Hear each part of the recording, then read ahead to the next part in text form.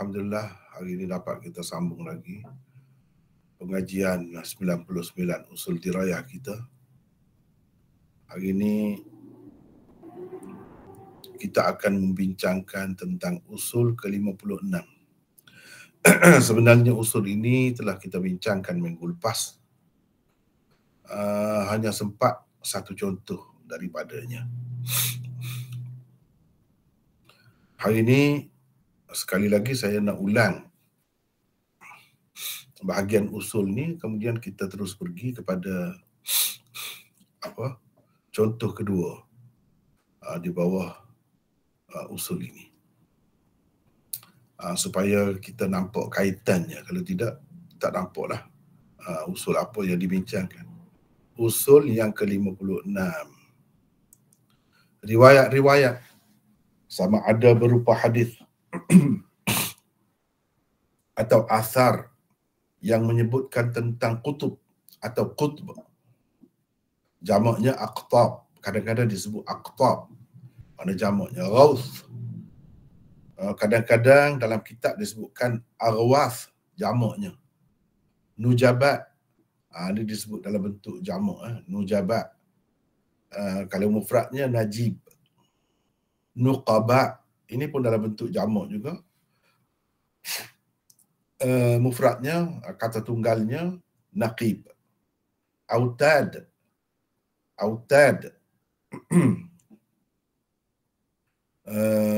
Ini pun kata jamak juga.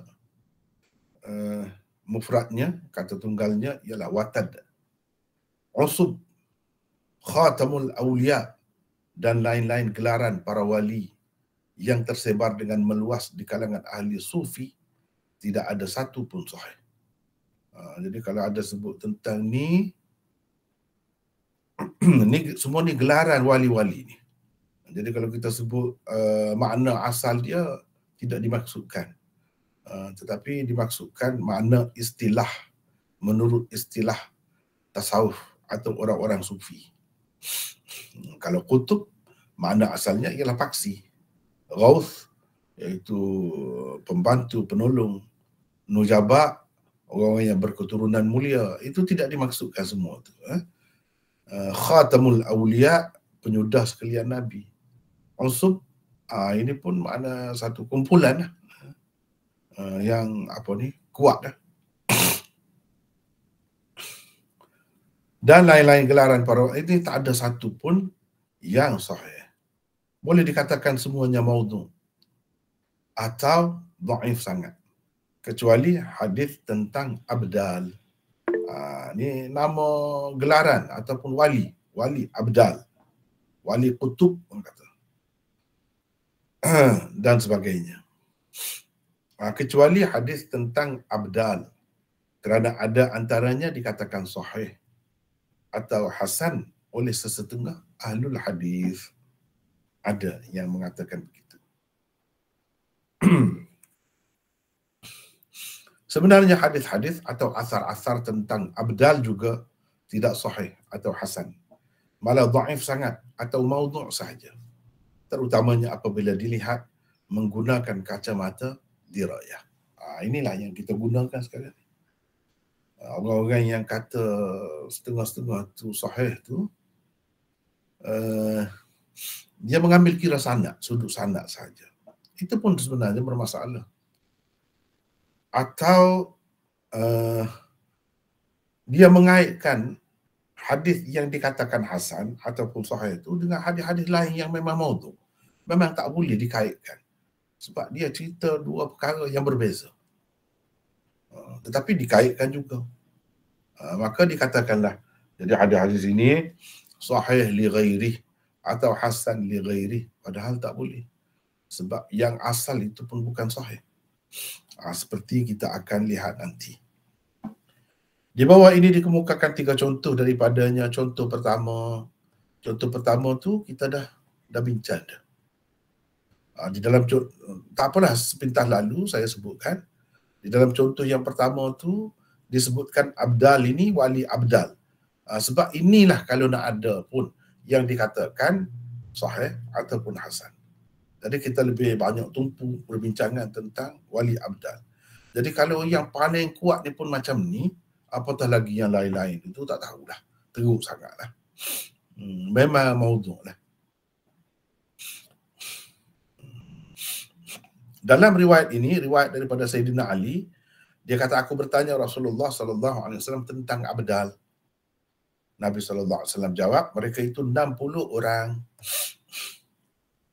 Lepas tu dia minta Rasulullah jelaskan, bagi tahu kepada dia tentang sifat-sifat mereka.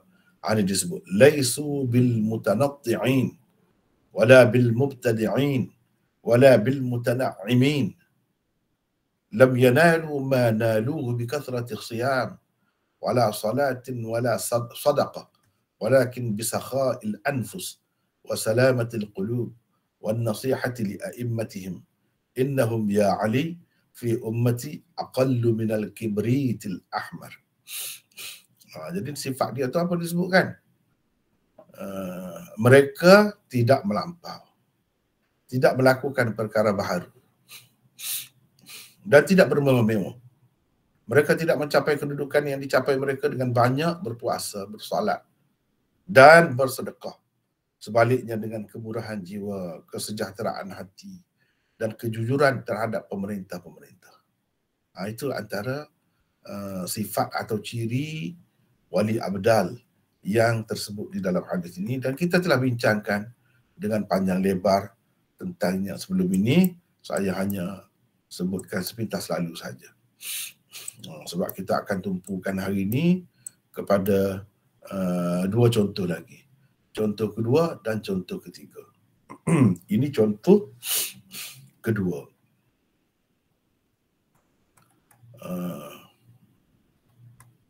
Siapa nak baca ni? Kau pergi penamaan calon saja. Ya, syukur. Siapa ni? Izzuddin Saya. Izzuddin ni tidak duduk sini, mana? Kelantan. Saya kerja besuk, saya duduk Dengung. Oh, duduk Dengung jauh juga. Jadi sekarang dia duduk Dengung lah ni. Sekarang duduk Dengung. Silakan Izzuddin. Contoh kedua. Contoh kedua. Hadis Anasin. Qala al-Hakim at-Tirmizi fi Nawadir al-Usuli sana Haddathana. Dia ringkas dia. Haddathana Umar bin Yahya bin Nafi' al-Aili. Umar bin Yahya bin Nafi' al-Aili. Umar bin Yahya bin Nafi' al-Aili. Ibni Nafi' al-Aili. Haddatsana. Ya, itu ringkas. Ha. Sebut gitu. Ha. Wa qala ibn Adi. Gitu. Teruskan.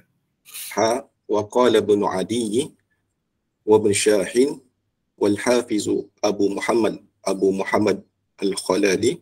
Al-Khallal. Ini Al-Khallal. Abu Muhammad al-Khallali fi kitabi Al-Khallalu. Kena baca Al-Khallalu. Teruskan. Al-Khallalu fi kitabi Karamatil Awliya'i. Karamatil Awliya. Fi kitabi Karamatil Awliya'i ma'an. Ma'an itu ringkas kepada kulluhum jami'an atau jami'an. Qalu haddathana Muhammad bin Zuhair. Kena baca begitu. Qalu haddathana Muhammad bin Zuhair bin al-Fadl al-Aili. Zuhair bin al-Fadl al-Aili. Qala haddathana Umar bin Yahya bin Nafi'in.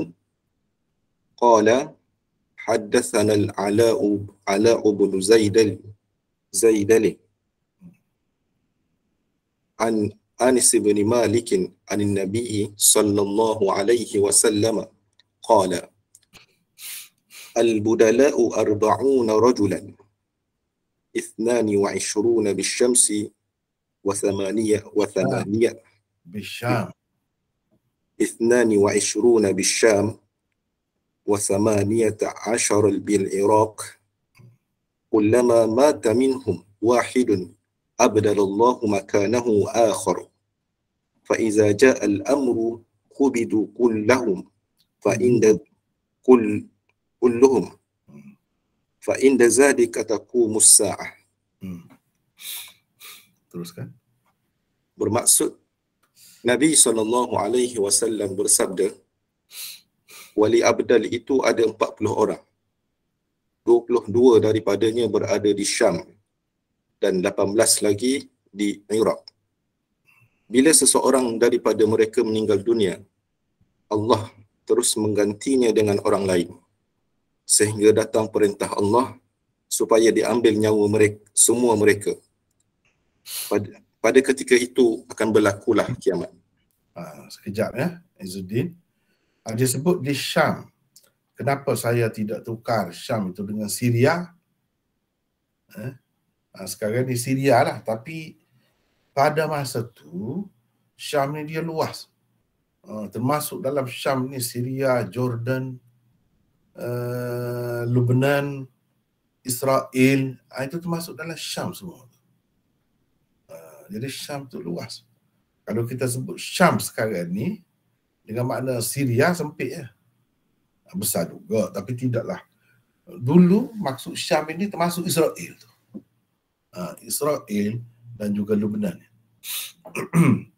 Itu maksudnya. Jadi berdasarkan hadis lah, dikatakan hadis ni 40 orang. Abdal itu ada 40 orang. Sebelum ni disebut dah 40 juga di Syam semuanya.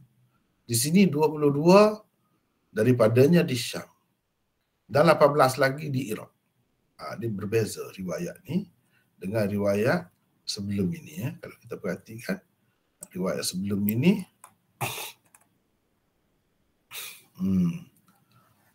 hum situ narajulan. Di sini tak ada sebut. Dalam setengah-setengah riwayat itu disebut di Syam. Tapi di sini disebut 60, tadi disebut 40. Begitulah. Kalau hadis maudhu' atau hadis dhaif, dia ada percanggahan-percanggahan seperti itu. Macam di sini 40. Di situ disebut 60. Dalam setengah riwayat 40 orang tu semua tu di Syam. Sedangkan dalam riwayat ini 20 di Syam, 22 di Syam dan 18 di Iraq. Jadi, baik, ini rujukannya. Jadi yang saya ambil tadi daripada itu disebut dalam komentar tu daripada kitab Al-Hawi lil Fatawi atau Al-Khabarud Dal oleh As-Suyuti. Sebab dalam tu dia kumpulkan sanad beberapa kitab. Sebab itu saya pilihnya itu. Ini Dawadirul Usul ni karangan Hakim Tirmizi. Bukan Imam Tirmizi pengarang kitab Jami' Tirmizi yang kita duduk belajar tu, bukan itu. Ini Hakim Tirmizi. Ini satu daripada kitab ni. Yang kedua daripada Ibnu Adi dalam kitabnya. Ada juga. Ibnu Syahin ada juga dalam kitabnya. Dan Al-Khallal dalam kitabnya Karamatil Awliya pun ada juga mengambil riwayat ini. Semua mereka mengambil daripada sebelah atas tu Umar bin Yahya bin Nafi' dan Ala bin Zaidal daripada Anas. Semuanya sampai ke situlah begini. Kalau berbeza pun di peringkat bawah sahaja. Ini kalau rujukan nak tengok Nawadirul Usul tu muka surat berapa, Ibnu Adi muka surat berapa, di situ ada semua. Teruskan Izzuddin baca komentar. Komentar. Contoh kedua di atas dengan sanad yang dikemukakan bersamanya itu adalah nukilan daripada kitab As-Suyuti Al-Hawi lil Fatawa di bawah topik yang diberi nama Al-Hawi lil Fatawi. Kena baca begitu. Al-Hawi lil Fatawi. Fatawa pun boleh. Memang jamak fatwa boleh, fatawi pun boleh, tetapi untuk saja pada nama tu kan, hawi, fatawi, dia kena sama gitu caranya. Suyuti, setengah orang kita berubah nama Sayuti, tak betul. Itu Suyuti. Dan Suyuti ni bukan nama sebenarnya. Nama sebenarnya ialah Abdul Rahman. Suyuti itu nama tempat Usyut, Asyut di Mesir. Teruskan. Kitab As-Suyuti Al-Hawi lil-Fatawi, di bawah topik yang diberi nama Al-Khabarud Dalu ala wujudil kutubi wal-autadi wal-nujabai wal-abdali. Ini nama kitab sebenarnya. Kitab ni ada di dalam kitab Al-Hawi lil-Fatawi. Sebab Al-Hawi lil-Fatawi itu kumpulan, antologi lah kita kata, kumpulan beberapa risalah yang ditulis oleh Suyuti digabungkan masuk dalam Al-Hawi lil-Fatawi. Topik di bawah tunya cerita ni duduk di bawah ni. Satu risalah bernama Al-Khabarud Dal ala wujudil qutb wal autad wal nujaba wal abdal. Hadis yang menunjukkan adanya kutub, wali kutub, wali autad, wali nujaba dan wali abdal. Dia sebut. Sebab Jalaluddin Suyuti ni dia ulama hadis juga, tapi kecenderungannya banyak kepada sufi. Kecenderungan banyak kepada sufi. Kalau saudara-saudara kita, saudari-saudari kita yang hadir pada hari ini nak tengok kitab ni, boleh tengok. Ni saya nak tunjuk. Ni kitab Al-Khabarud Dal. Ketika saya tulis ini jadi rujukannya. Kitab ini. Ni Al-Khabarud Dal. Ni kitab Suyuti. Al-Khabarud Dal ala wujudil qutb wal autad wal nujaba wal abdal. Abdul Rahman Abi Bakr As-Suyuti. Ni satu. Ni cetakan mana? Cetakan tak jelas.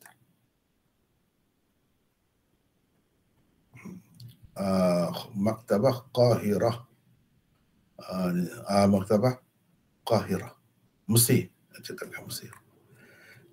Saya ada satu lagi PDF-nya. Ni cuba tengok ni. Kitab yang sama tapi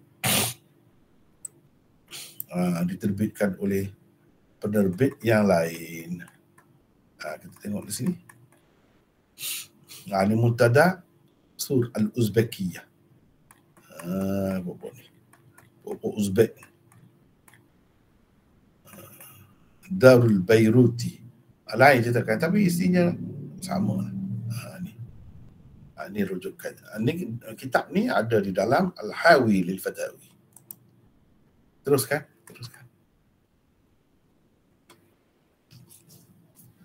Kedua, di dalam sanadnya ada Al-Ala bin Zaid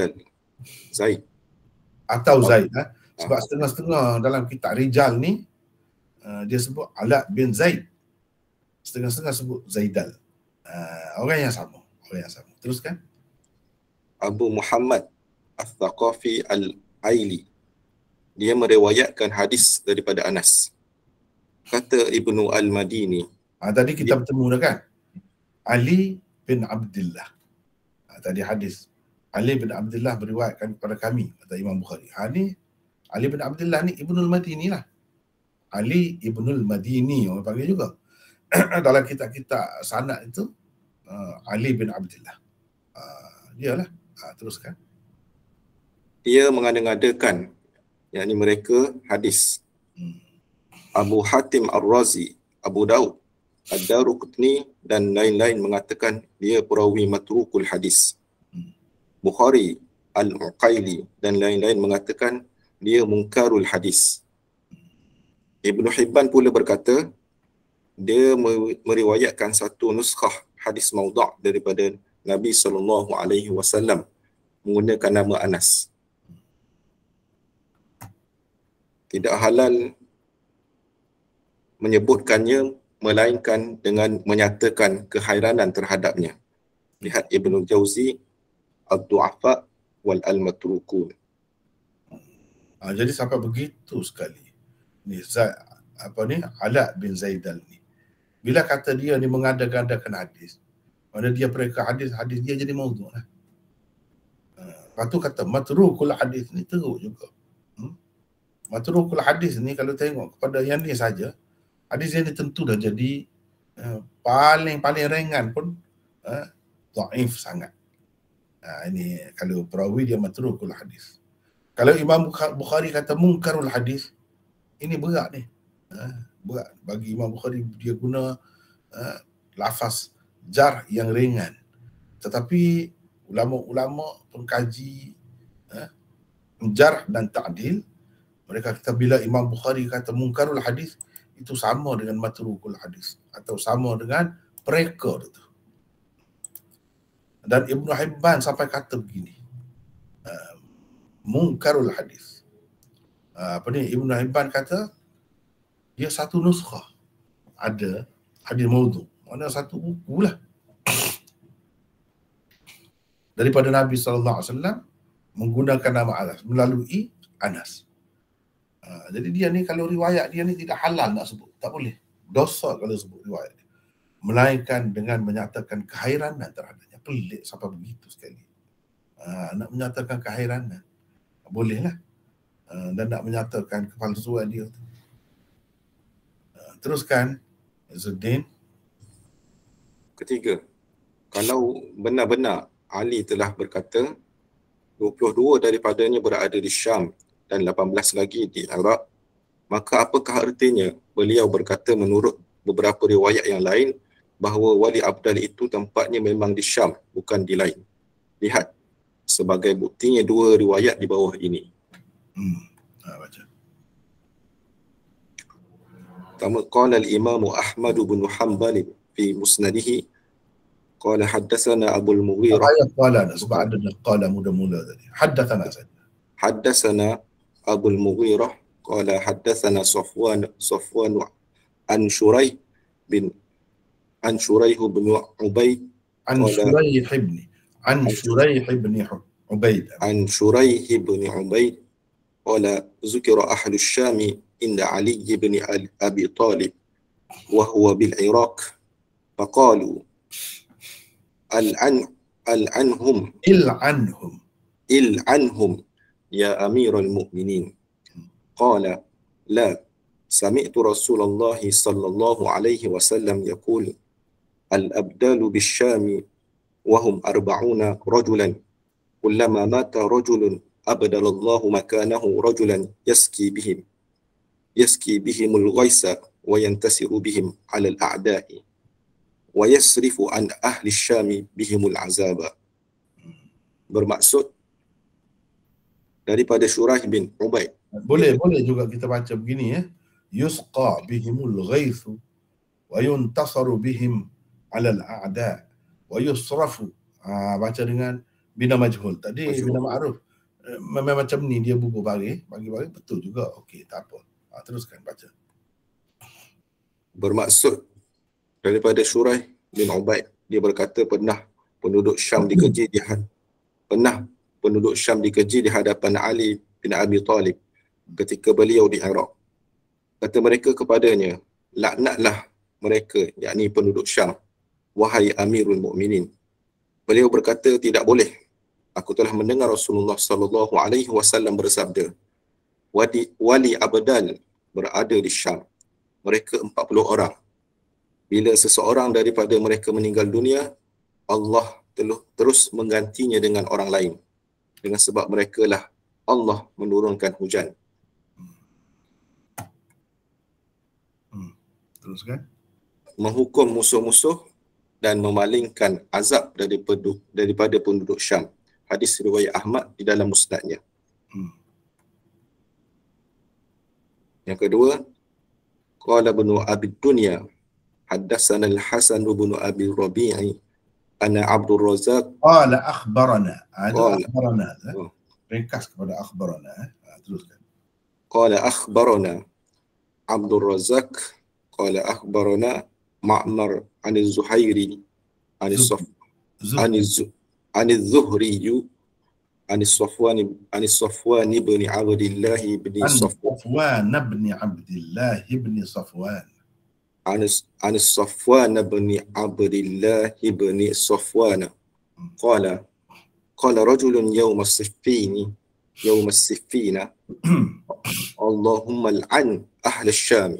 Faqala Ali la tasubba ahl asy-Syam fa inna biha al-abdala fa inna biha al-abdala fa inna biha al-abdala.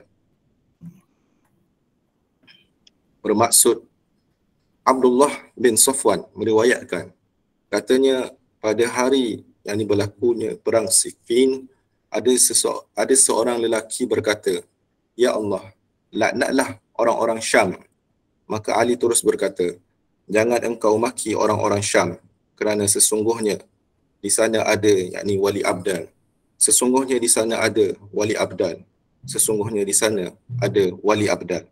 Asal riwayat Ibnu Abi Dunya di dalam Al-Awliya, Ad-Diya Al-Maqdisi di dalam Al-Ahadis Al-Mukhtarah, Al-Hakim di dalam Al-Mustadrak, At-Tabarani di dalam Al-Mu'jam Al-Awsat dan lain-lain. Yang keempat, As-Suyuti berkata, hadis-hadis tentang kewujudan wali abdal secara khususnya telah diriwayatkan daripada 15 orang sahabat. Mereka ialah yang pertama, Umar bin Al-Khattab, kedua, Ali bin Abi Talib, ketiga, Anas bin Malik, keempat, Huzaifah bin Al-Yaman, kelima, Ubaidah bin Asy-Syamit, keenam, Ubadah, yang kelima, Ubadah bin Asy-Syamit, As-Samit, keenam, Ibnu Abbas, ketujuh, Abdullah bin Umar, ke-8, Abdullah bin Mas'ud, ke-9, Auf bin Malik, ke-10, Mu'az bin Jabal, ke-11, Wathilah bin Al-Asqa, ke-12, Abu Sa'id Al-Khudri, ke-13, Abu Hurairah, ke-14, Abu Darda, dan ke-15, Ummu Salamah. Jadi kalau kita tengok ni kan, banyak ni. Kalau kita tidak belajar hadis betul kan, letih lah, terduduk lah kita. Ni dalam kitab ni sampai 15 ni sahabat saja ni. Ni dalam kitab ni. Kitab Al-Khabaruddal ini ada 15 hadis dikemukakan. Ni mukaddimah oleh Suyuti. Ni cuba tengok ni. Umar, Ali, Anas, Hudzaifah dan seterusnya ni ramai ni. Ummu Salamah. Kalau hadis mursal pula, mursal Hasan, mursal Atha dan ramai lagi. Ni hadis Umar yang pertama. Dia mau mari satu-satu dengan lengkap. Jadi kalau kita tidak betul-betul belajar hadis secara mendalam, orang bawa kemukakan ni ada hadis ni, 15 orang sahabat, setiap orang itu pula bukan satu salurannya, banyak salurannya. Jadi macam mana kita nak kata? Sebab tu saya kata, kalau kita tidak belajar kan, terduduklah kita. Terduduk, lemahlah kita. Jadi terpaksalah akui orang kata sahih, kita pun kata sahih. Nak kata apa dah? Orang kata Hasan, kita kata Hasan. Ikut orang lah. Apa lagi ada orang macam Suyuti. Dia kata bahkan hadis ini sampai ke peringkat mutawatir. Bukan sekadar sahih saja. Sampai ke peringkat mutawatir. Kalaupun ada di antaranya yang tidak sahih, tapi dengan sebab ada satu atau dua yang sahih, dia sudah jadi sahih li ghairi, kata dia. Pakai kaedah tu. Habis kita. Dengan sebab itu, usul dirayah ni sebenarnya saya susun untuk melatih pelajar-pelajar hadis untuk menilai hadis dengan betul-betul cermat. Terutamanya menggunakan usul dirayah. Baru kita nampak. Kalau tidak dah. Jadi banyak pun buang ke tepi saja. Ke tepi pun ada sebab, tak boleh nak mudah-mudah. Kena penuh dengan tanggungjawab. Kalau tidak, berdosa kita. Berdosa. Ini bukan main-main. Kalau kajian tentang benda lain boleh tahan. Kalau kita cuai lah, kalau kita tidak cuai, salah pun insya-Allah tidak berdosa. Cuba tengok seramai ni 15 orang ni sahabat. Asar-asar juga terdapat dengan banyak sekali. Bagi As-Suyuti, ia termasuk salah satu hadis mutawatir dan ada asasnya yang kuat. Dia kata begitu. Okey, tak apa dah, kita dengarlah dulu. Tengok dulu. Teruskan Izzuddin. Kelima, ramai juga ulama yang tidak bersetuju dengan pendapat As-Suyuti itu. Bagi mereka, walaupun banyak hadis tentangnya, tetapi hampir kesemuanya tidak sahih maupun hasan. Ia berkisar sekitar dhaif atau maudhu' sahaja. Kalau ada pun hadis sahih atau hasan berkenaan dengan wali abdal itu, maka hanya satu atau dua sahaja. Yang lain-lain tak usah cerita lah. Gelaran-gelaran lain tu semua kutub ke ghaus ke apa ke, tak ada satu. Kalau nak ada pun tentang abdal. Jalaluddin Suyuti pun dalam banyak-banyak dia sebut tu, tajuk dia tu janganlah sebut macam-macam sebut. Tetapi yang sebenarnya, kebanyakan hadis yang dia kemuka tu bukan tentang yang lain, bukan tentang kutub, bukan tentang khatamul awliya, bukan apa, tentang abdal yang banyaknya. Itu pun ulama-ulama kita pengkaji hadis tolak kebanyakannya. Teruskan. Keenam, setelah mengemukakan saluran riwayat hadis Ibnu Mas'ud, Ibnu Umar, Abu Hurairah dan Anas di bawah bab bilangan para wali, Ibnu Jauzi berkata, tidak ada satu pun daripada hadis-hadis ini sahih. Jadi setengah orang tu dia kata, bila kata tidak ada satu pun daripada hadis ini sahih, dia dhaif. Memanglah dhaif. Dan dhaif itu termasuk dalam istilah dhaif yang luas, maudhu' juga. Kebanyakannya bukan dhaif saja dah, bahkan maudhu', memang maudhu'. Itu nanti kita akan tengok. Teruskan Izzuddin. Beliau seterusnya menjelaskan kenapa ia tidak sahih. Katanya, pertama, ramai daripada perawi-perawi di dalam sanad hadis Ibnu Mas'ud majhul. Mereka tidak dikenali. Demikian juga dengan sanad-sanad hadis Ibnu Umar. Kedua, di dalam sanad hadis Abu Hurairah ada seorang perawi bernama Abdul Wahhab bin Atha al-Khaffaf. Kata Ahmad, dia seorang perawi yang lemah hadisnya, tidak konsisten, yakni muqtarib.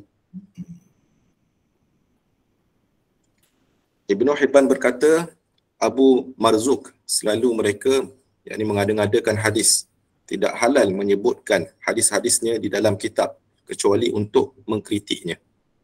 Jadi dengan adanya perawi-perawi macam ni, macam mana hadis tu nak jadi sahih atau nak jadi hasan? Dengan adanya beberapa orang perawi majhul di dalam sesuatu sanad, macam mana dia nak jadi sahih? Cuma orang macam Jalaluddin Suyuti dan orang lain lah yang sependapatnya, dia kata walaupun tidak sahih tapi dia jadi sahih li ghairi, sebab ada satu saja. Walaupun satu saja ada yang sahih, yang lain tu semua kita tempel situ. Semua tempel situ. Itu pendapat dia lah. Tetapi yang sebetulnya tak boleh begitu. Tak boleh begitu. Dan Jalaluddin As-Suyuti terkenal. Ini perlu kita tahu. Jalaluddin As-Suyuti ini terkenal sebagai salah seorang ulama hadis yang mutasahil. Terlalu ringan, mudah nak meluluskan hadis. Bahkan setengah-setengah ulama geram dengan dia, tak suka dengan dia, mereka katakan dia ni hatibul lail, pemungut kayu api di waktu malam. Zaman dulu orang nak maksud dia pungut kayu api, kayu-kayu kering dalam hutan tu. Jadi dia pungut kayu tengah malam. Tak tahu ular ke ada, jengking ke ada, kala ke ada, dia tak nampak. Jadi setengah ulama kata begitu kepada dia. Sebab apa? Sebab inilah, cuba tengok benda-benda gini ni. Bagi saya, banyaklah saya tidak setuju dengan dia. Saya lebih setuju dengan Ibnul Jauzi dan ramai lagi orang lain. Walaupun banyak juga ilmu dia yang memang bermanfaat kepada kita semua. Kita kena hormat dia sebagai ulama. Tapi dalam banyak perkara saya tak setujulah. Terutamanya dalam bab penilaian hadis. Dalam bab penilaian hadis. Ilmu dia bukan sekadar dalam bidang hadis. Dia seorang yang sangat luas ilmunya. Dalam pelbagai ilmu dia tulis buku. Itu antara kehebatan dia lah, keistimewaan dia. Tetapi dalam penilaian hadis, walaupun dia kata dia kritik Ibnul Jauzi, orang lain pula mari kemudian kata betul dah, ya apa yang Ibnul Jauzi cakap tu betul dah. Teruskan. Ketiga, di dalam sanad hadis Anas pula terdapat Al-Ala bin Zaidan.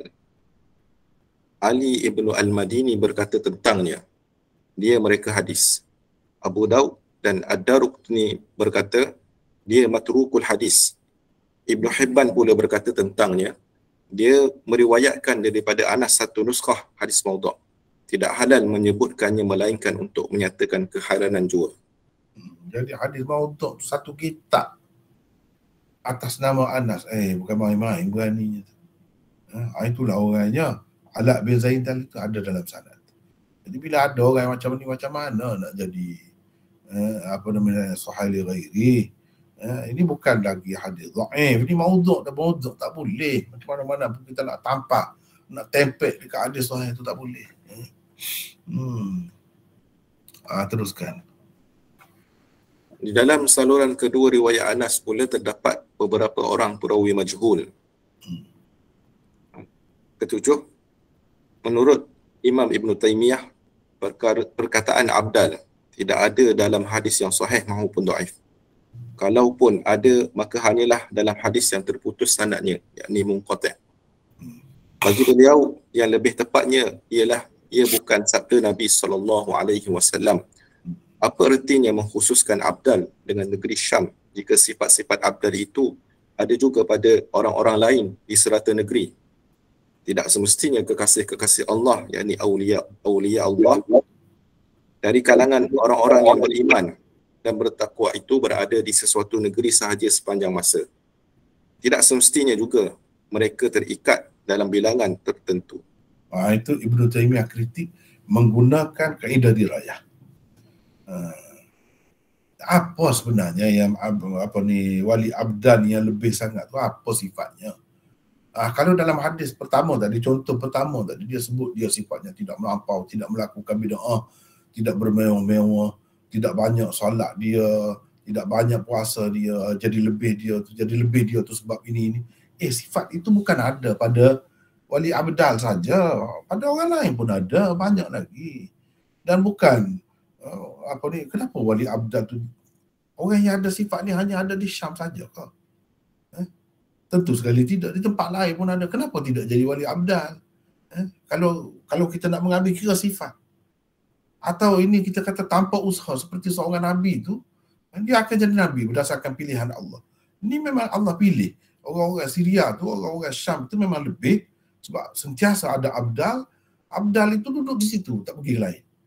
Takkanlah macam tu. Padahal Ibn Taymiyah ni duduk di Syam juga, tapi dia tidak taksub. Tidak kata orang angkat negeri dia, iyalah. Tidak begitu. Bahkan dia kata kenapa tidak ada. Dia macam mengisyaratkan kepada benda ni direka oleh orang-orang yang berpihak kepada Muawiyah untuk melemahkan semangat orang-orang yang berada di pihak Ali yang berada di Iraq. Jadi di Iraq semua tak ada semua ni abdal ni. Yang ada di sana. Jadi kenapa tidak lebih? Puak-puak Syam itu, puak-puak yang di bawah pimpinan Sayyidina Muawiyah itu mestilah lebih, sebab abdal ada bersama mereka. Entah dia sendiri itu abdal. Jadi macam mana Sayyidina Ali nak lawan? Jadi Ali tidak abdal. Orang lain tidak abdal, macam mana hebat pun tak boleh jadi abdal sebab dia tidak duduk di Syam. Iya ke ni? Dia sudah meragukan hujah itu. Kalau mengambil kira sifat, sepatutnya di mana-mana lah. Ni di Syam saja, daripada awal sampai akhir. Takkanlah daripada Nabi Adam sampai kiamat. Abdal ni ada. Atau kalau kita kata daripada zaman Nabi kita sampai kiamat, takkanlah begitu. Dia tak pergi ke lain ke? Syarat nak jadi seorang wali ni kena duduk satu tempat begitu ke? Kena duduk satu negeri begitu ke? Kenapa ni semua? Ini semua tanda-tanda, bukti-bukti kepalsuan mengikut Ibnu Taimiyah. Di situlah kita nampak betapa hebatnya Ibnu Taimiyah ni, seorang ulama yang hebat dalam bidang hadis. Dia nilai dari sudut dirayah tu. Selain melihat dari sudut riwayat, dikritiknya, sudut dirayah pun juga dia tengok. Ini antara hujah dia. Baca lagi.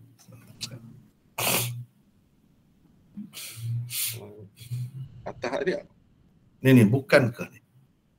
Bukankah sebelum Syam jatuh ke tangan umat Islam, orang-orang di semenanjung tanah Arab, Yaman dan Bahrain telah pun menganut agama Islam? Apakah di sana ketika itu tidak ada orang-orang yang dikasihi Allah, yakni abdan? Takkanlah macam tu. Tak ada di sana. Jadi pada ketika tu kosonglah alam ni daripada wali abdal. Kata sentiasa ada. Jadi ada tu bila? Setelah ada Syam, gitu. Kalau macam tu, baik lagi lah. Orang ada di Syam lebih hebat lagi lah. Nabi yang duduk di tanah Arab ni pun tak ada. Jadi di mana hebat nabinya? Wali abdal tidak lahir di tempat dia tinggal, di Madinah ke di mana ke, tak ada. Takkanlah macam tu. Ni kritik Ibnu Taimiyah. Baca. Teruskan, Izzuddin. Yang ke-8, memang terdapat juga beberapa hadis dan asar abdal yang tidak mengaitkannya dengan negeri Syam sahaja. Malah, ia mengatakan abdal itu boleh ada di mana-mana sekalipun. Apa yang penting ialah sifat-sifatnya, walaupun hadis-hadisnya juga tidak sahih.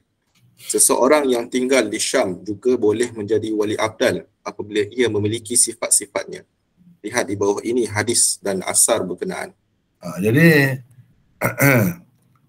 apa ni, mungkin orang kata ni kesilapan perawi ke atau apa, tambahan setengah-setengah perawi yang tidak sahih. Dia kata wali abdal ni berada di Syam. Kalau kita tengok hadis-hadis tentang abdal ni banyak lagi, banyak lagi, dan tidak semuanya menyebutkan mereka itu berada di Syam. Bahkan tidak sebut tempat. Ada juga orang kata begitu.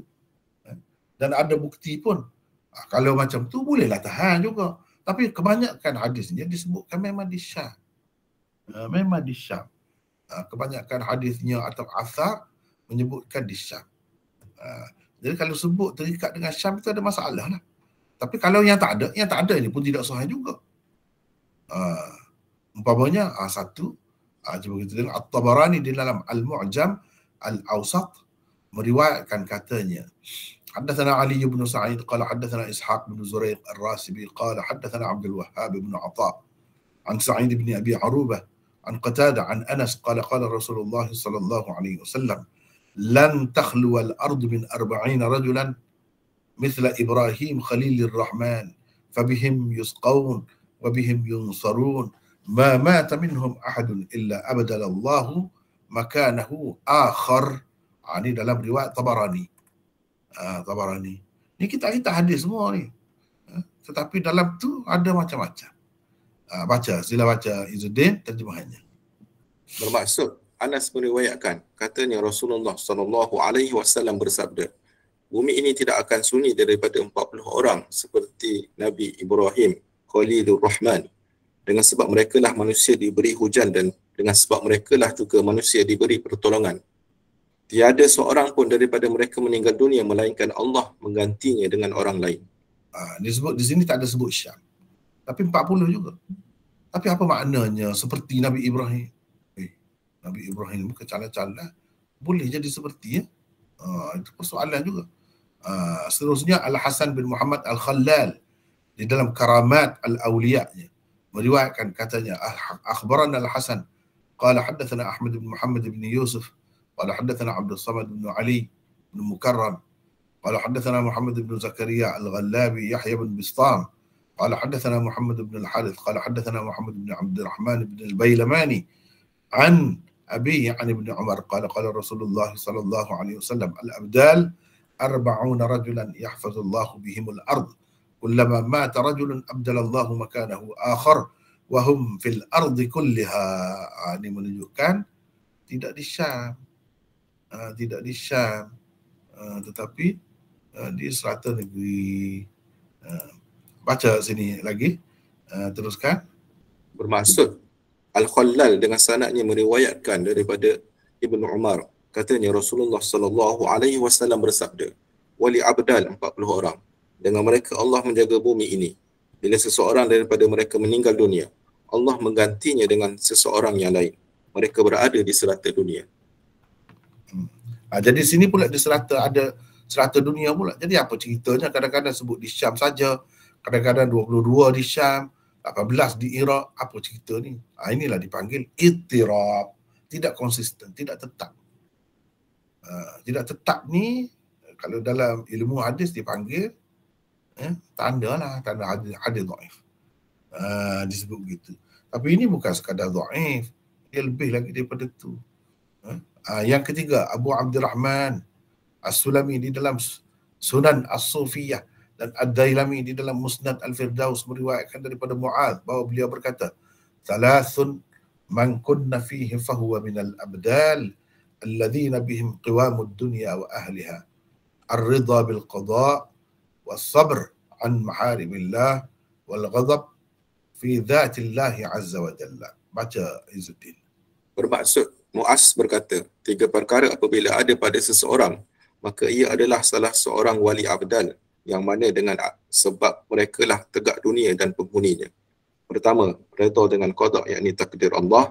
Kedua, sabar daripada apa-apa yang diharamkan oleh Allah. Dan ketiga, marah kerana Allah Subhanahu wa taala.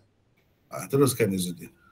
Kesembilan, antara hadis yang dianggap terbaik berhubung dengan wali abdal ialah hadis Ummu Salamah yang dikemukakan oleh Abu Daud di dalam sunannya. Ia adalah satunya hadis tentang abdal yang terdapat di dalam salah satu daripada 6 kitab utama hadis Sunan Sittah yang masyhur itu. Jadi dalam Sunan Sittah ni, kalau ada hadis tentang abdal dalam ni saja, satu ni saja. Hadis kitab hadis yang utama lah, yang masyhur lah. Dalam Sunan Sittah tu ni. Dalam Musnad Ahmad ada, dalam Tabarani, Mu'jam dia ada. Tapi dalam Sunan Sittah, ini satu saja. Tiap-tiap satu kitab sunan itu tebal, beribu-ribu hadis. Satu saja ada. Dan satu ini dianggap yang terbaik. Setengah ulama kata, bagi orang yang terima lah dia kata sahih. Setengah kata paling tidak ia hasan. Paling tidak ia hasan. Tapi dhaif tu tidak, kata dia. Mari kita tengok perbincangan ulama hadis sepanjang masa. وبه قال حدثنا محمد بن المثنى قال حدثنا معاذ بن هشام قال حدثني أبي عن قتادة عن صالح أبي الخليل عن صاحب له عن أم سلمة زوج النبي صلى الله عليه وسلم عن النبي صلى الله عليه وسلم قال: يكون اختلاف عند موت خليفة فيخرج رجل من أهل المدينة هاربا إلى مكة فيأتيه ناس من أهل مكة فيخرجونه وهو كاره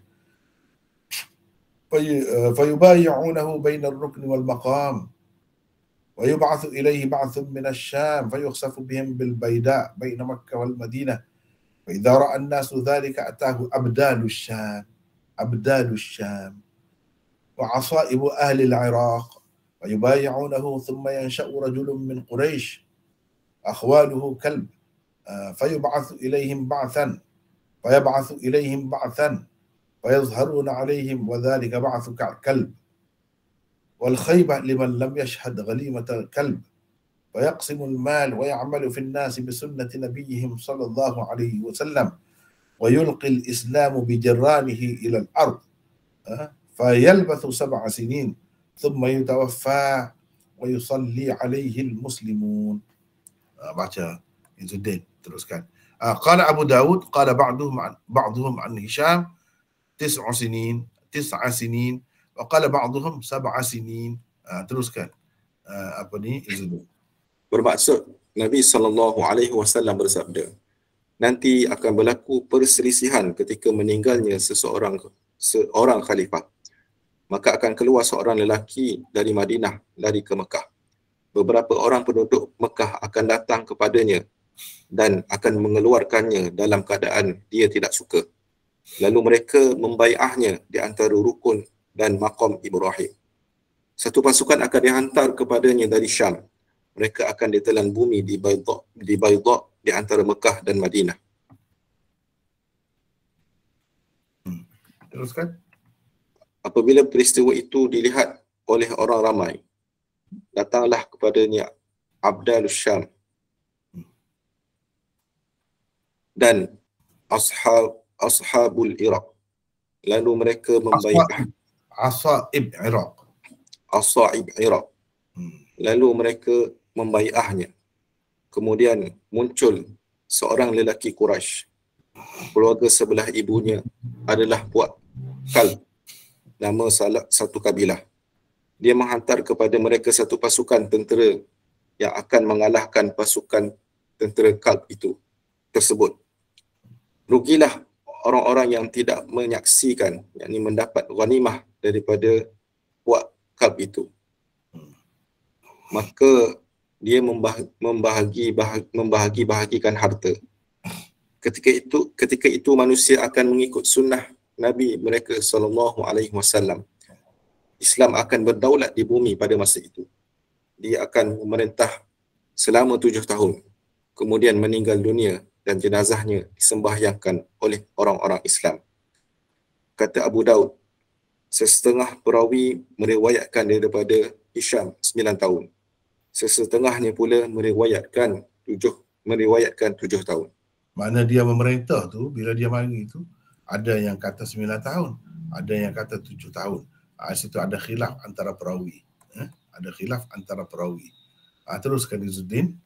Selain Abu Daud, hadis di atas diriwayatkan juga oleh Ahmad, Abu Ya'la, Ibnu Hibban, Ibnu Abi Shaybah, Al-Hakim, At-Tabarani dan lain-lain. Hisham dan ayah Mu'az yang tersebut di dalam ada dan baca boleh Hisham ayah Mu'az yang tersebut di dalam isnad Abu Daud ini ialah anak Abi Abdullah Ad-Dastuwai dan Saleh Abu Al-Khalil pula adalah anak Ibnu Abi Maryam. Walaupun ada ulama mengatakan hadis ini sahih atau paling tidak pun ia hasan, tetapi sebenarnya ia juga dhaif dan ma'lul. Ma'lul ni mana ada ilat dia. Ada masalahnya. Mungkin ramai orang tak nampak. Tetapi ilat tu besar menyebabkan hadis itu tidak boleh dikatakan sahih atau hasan. Bahkan ia termasuk dalam hadis dhaif. Itu kalau tengok dari satu sudut. Kalau tengok dari sudut lain pula mungkin hukumnya macam lain pula. Paling ringan pun ia dhaif. Teruskan. Hadis-hadis abdal yang lain termasuk yang telah dikemukakan dalam perbincangan sebelum ini tetap tidak akan menjadi sahih li ghairi atau hasan li ghairi kerananya. Ini kerana ia sendiri juga sebenarnya dhaif. Mari kita lihat apa kata ulama rijal tentangnya. Teruskan. Pertama, isnad Abu Daud ini dhaif kerana perawi tepat Abu Al-Khalil mengambil hadis ini seorang yang mubham, yakni tidak diketahui dengan pasti siapa orangnya. Saleh Abu Al-Khalil hanya menceritakan dia mengambil hadis ini daripada seorang sahabatnya tanpa menyebutkan namanya. Walaupun namanya tersebut di dalam saluran riwayat Abu Al-Awwam, yakni Imran bin Daud Al-Qattan pada nombor 4288 di dalam Sunan Abi Daud daripada Qatadah, kerana Qatadah meriwayatkan daripada Saleh Abi Khalil daripada Abdullah bin Al-Haris bin Naufal. Itulah nama sahabat Abu Khalil yang tidak disebutkan dengan jelas dalam saluran riwayat Hisham Ad-Dastuwai. Jadi itu ceritanya. Jadi ada kata tak sebut. Tapi ini semua ni dalam Abu Daud. Selepas riwayat tadi ada riwayat Abu Al-Awwam pula. Dalam tu ada sebut nama sahabat dia tu. Yang dia tidak sebut dalam saluran riwayat Hisham Ad-Dastuwai ini. Dalam tu ada sebut. Namanya ialah Abdullah bin Al-Harith bin Naufal. Teruskan. Dan Abdullah bin Al-Harith bin Naufal itu adalah seorang perawi thiqah yang masyhur. Malah sesetengah ulama mengatakan dia sempat melihat Nabi SAW. Abu Al-Awwam Imran Al-Qattan pula seorang perawi hasanul hadis. Apabila ia tidak bersendirian dalam meriwayatkan sesuatu hadis atau ia tidak mengemukakan sesuatu yang menyalahi riwayat orang lain. Jadi boleh terima lah sepatutnya, ada dia tambah, ada dia sebut tu. Sebab itu dia kata jadi sahih tu atau paling tidak hasan. Sebab yang samar tadi, yang tak jelas nama tu ada melalui saluran yang lain sebut. Masalahnya saluran itu pun tidak sahih. Masalahnya, baca sini. Masalahnya di sini. Masalahnya di sini ialah dia telah menyalahi isnad hadis Hisham Ad-Dastuwai dan Hammam bin Yahya Al-Auzi. Sedangkan kedua-dua mereka adalah perawi thiqah lagi hafiz. Mereka berdua tidak menyebutkan nama perawi daripada Ummu Salamah secara terang. Itu mana bercanggah lah di situ. Ni yang lebih kuat lagi, dia tak ada sebut nama. Jadi yang dhaif tu ada sebut nama. Tak boleh, tidak boleh kita utamakan yang tu. Teruskan. Az-Zahabi mengomentari hadis ini setelah dikemukakan oleh Al-Hakim dengan berkata, Abu Al-Awwam, yakni Imran bin Daud Al-Qattan, dikatakan dhaif oleh bukan seorang ulama rijal. Dia seorang perawi khariji, yakni berpahaman khawarij. Teruskan. Kedua, Imam Ahmad meriwayatkan hadis di atas daripada Abdul Samad bin Abdul Warith dan Harami bin Umarah. Ishaq bin Rahawai pula meriwayatkan di dalam ustaznya daripada Wahab bin Jarir bin Hazim. Ketiga-tiga mereka meriwayatkan daripada Hisham Ad-Dastuwai sama seperti yang diriwayatkan oleh Abu Daud itu. Jadi maknanya kalau riwayat Hisham Ad-Dastuwai dan riwayat orang kuat-kuat tak ada sebut nama. Bila tak ada sebut nama, di situ mubham itu menyebabkan hadis itu jadi dhaif. Dia tak boleh, tak tahu nama tu siapa tu. Mana tahu takut yang samar itu dhaif. Jadi dihukum dhaif saja. Teruskan. Ketiga, Abu Ya'la meriwayatkannya daripada Abi Hisham Ar-Rifa'i, yakni Muhammad bin Yazid bin Rifa'ah, daripada Wahab bin Jarir bin Hazim, daripada Hisham Ad-Dastuwai, daripada Qatadah, daripada Saleh Abi Al-Khalil, daripada seorang sahabatnya. Kadang-kadang Saleh berkata daripada Mujahid, daripada Ummi Salamah. Demikianlah sanadnya di dalam Musnad Abi Ya'la. Teruskan. Ibn Hibban yang menerima hadis ini daripada Abu Ya'la pula dengan yakin menyebut nama Mujahid. Malangnya, Abu Hisham Ar-Rifa'i yang merupakan perawi utama adalah seorang perawi yang sangat dhaif. Nya tu tinggal. Jangan tinggal. Okay. Malangnya, Abu Hisham Ar-Rifa'i yang merupakan perawi utamanya adalah seorang perawi yang sangat dhaif, yakni dhaif jiddan. Sesetengah ulama rijal malah mengatakan ia mencuri hadis. Ishaq bin Rahawai pula telah menyalahinya, yakni Abu Hisham Ar-Rifa'i, kerana dalam riwayat beliau tidak tersebut nama Mujahid. Teruskan. Keempat, Abu Daud mengemukakan hadis itu di dalam sunannya di bawah Kitabul Mahdi. Ia sememangnya berbicara tentang Al-Mahdi apabila muncul di akhir zaman nanti. Tidak tersebut pun di dalamnya bahawa wali abdal sentiasa ada di Syam seramai 40 orang sepanjang masa. Di dalamnya hanya tersebut apabila peristiwa itu dilihat oleh orang ramai, datanglah kepadanya abdal Syam dan ashaib dan asaib Iraq. Jika dilihat syarah-syarah hadis, boleh dikatakan semua pengarang yang menjelaskan erti abdal dengan berkata mereka ialah para wali dan ahli ibadat. Kata tunggalnya ialah badala, yakni ganti. Dinamakan badal gitu. Badal, yakni ganti. Dinamakan begitu kerana apabila seseorang daripada mereka meninggal dunia, ia diganti Allah dengan yang lain. as asaib. Asaib. Asaib Iraq pula bererti orang-orang yang terpilih. Orang-orang Iraq. Orang-orang Iraq yang terpilih. Itu dia. Itu perbincangan tentang hadis yang kedua. Jadi ulama-ulama yang kata hadis-hadis tentang abdal itu dia jadi kuat dengan sebab hadis ini tak boleh. Tak tepat tu. Nak sandar, nak tempel dekat hadis ni tak boleh. Sebab hadis ni pun tak kuat. Barulah jadi hadis tu sahih li ghairi kalau hadis ni sahih. Nak jadi sahih macam mana kalau begini? Barulah hadis yang tidak sahih tu boleh dikatakan hasan li ghairi kalau hadis ini hasan. Kita nak kata hadis ini hasan, macam mana dia tidak hasan? Apa lagi kalau hadis maudhu'? Kalau hadis maudhu' tak boleh ditampar, ditempel pada hadis sahih. Kalau sahih, kalau yang ni sahih pun dah itu maudhu'. Dia tidak jadi dhaif sahih li ghairi, tak boleh jadi hadis maudhu'. Hadis maudhu' tak boleh jadi sahih li ghairi, hasan li ghairi tak boleh. Yang boleh jadi tu kalau dhaif. Masalahnya hadis ini dhaif juga. Jadi macam mana nak kita sandarkan di sini? Sokong membawa rebah.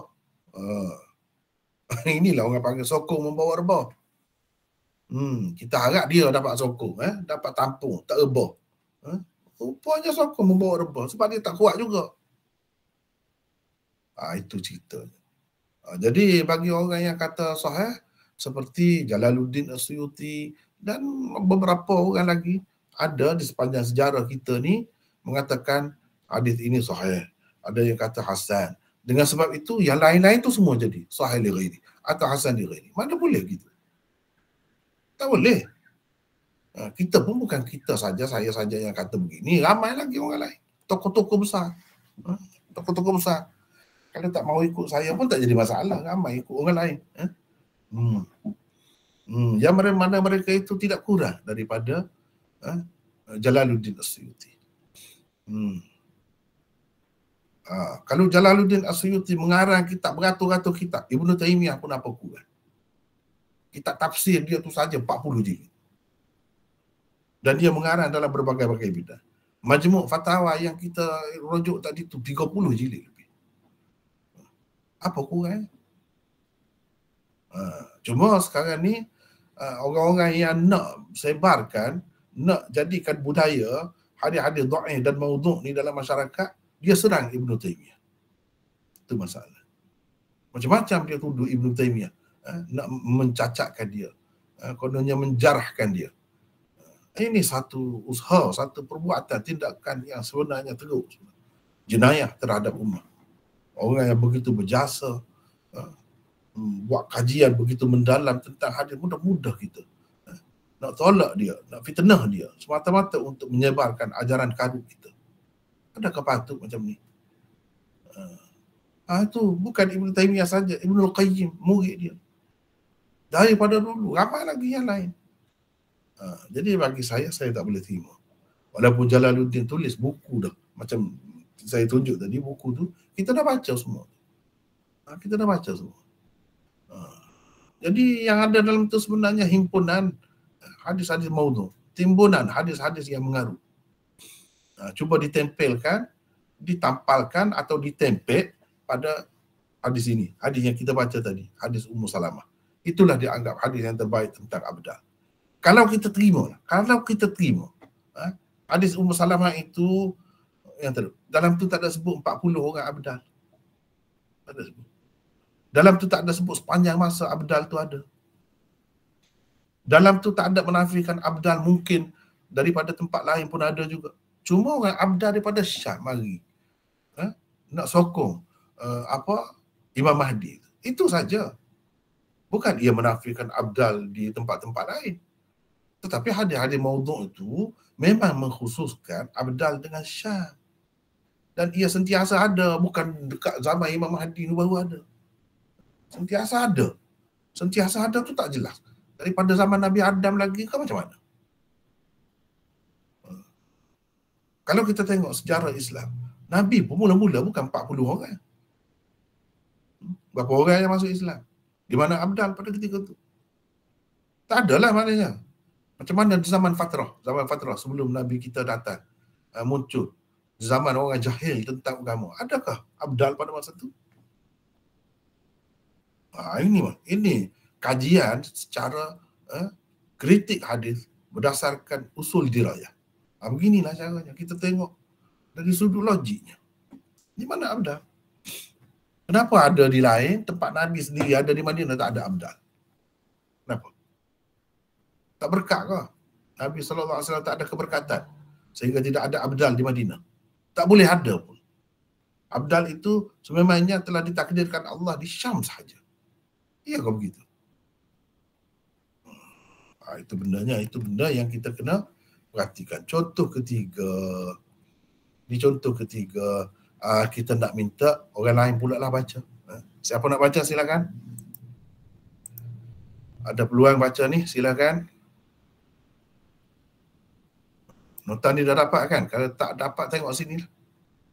Terang kan tidak yang ada dengan saya ni nota ni. Terang silakan, siapa nak baca? Apa senyap ni? Silakan. Silakan. Saya baca dulu sedikit ya.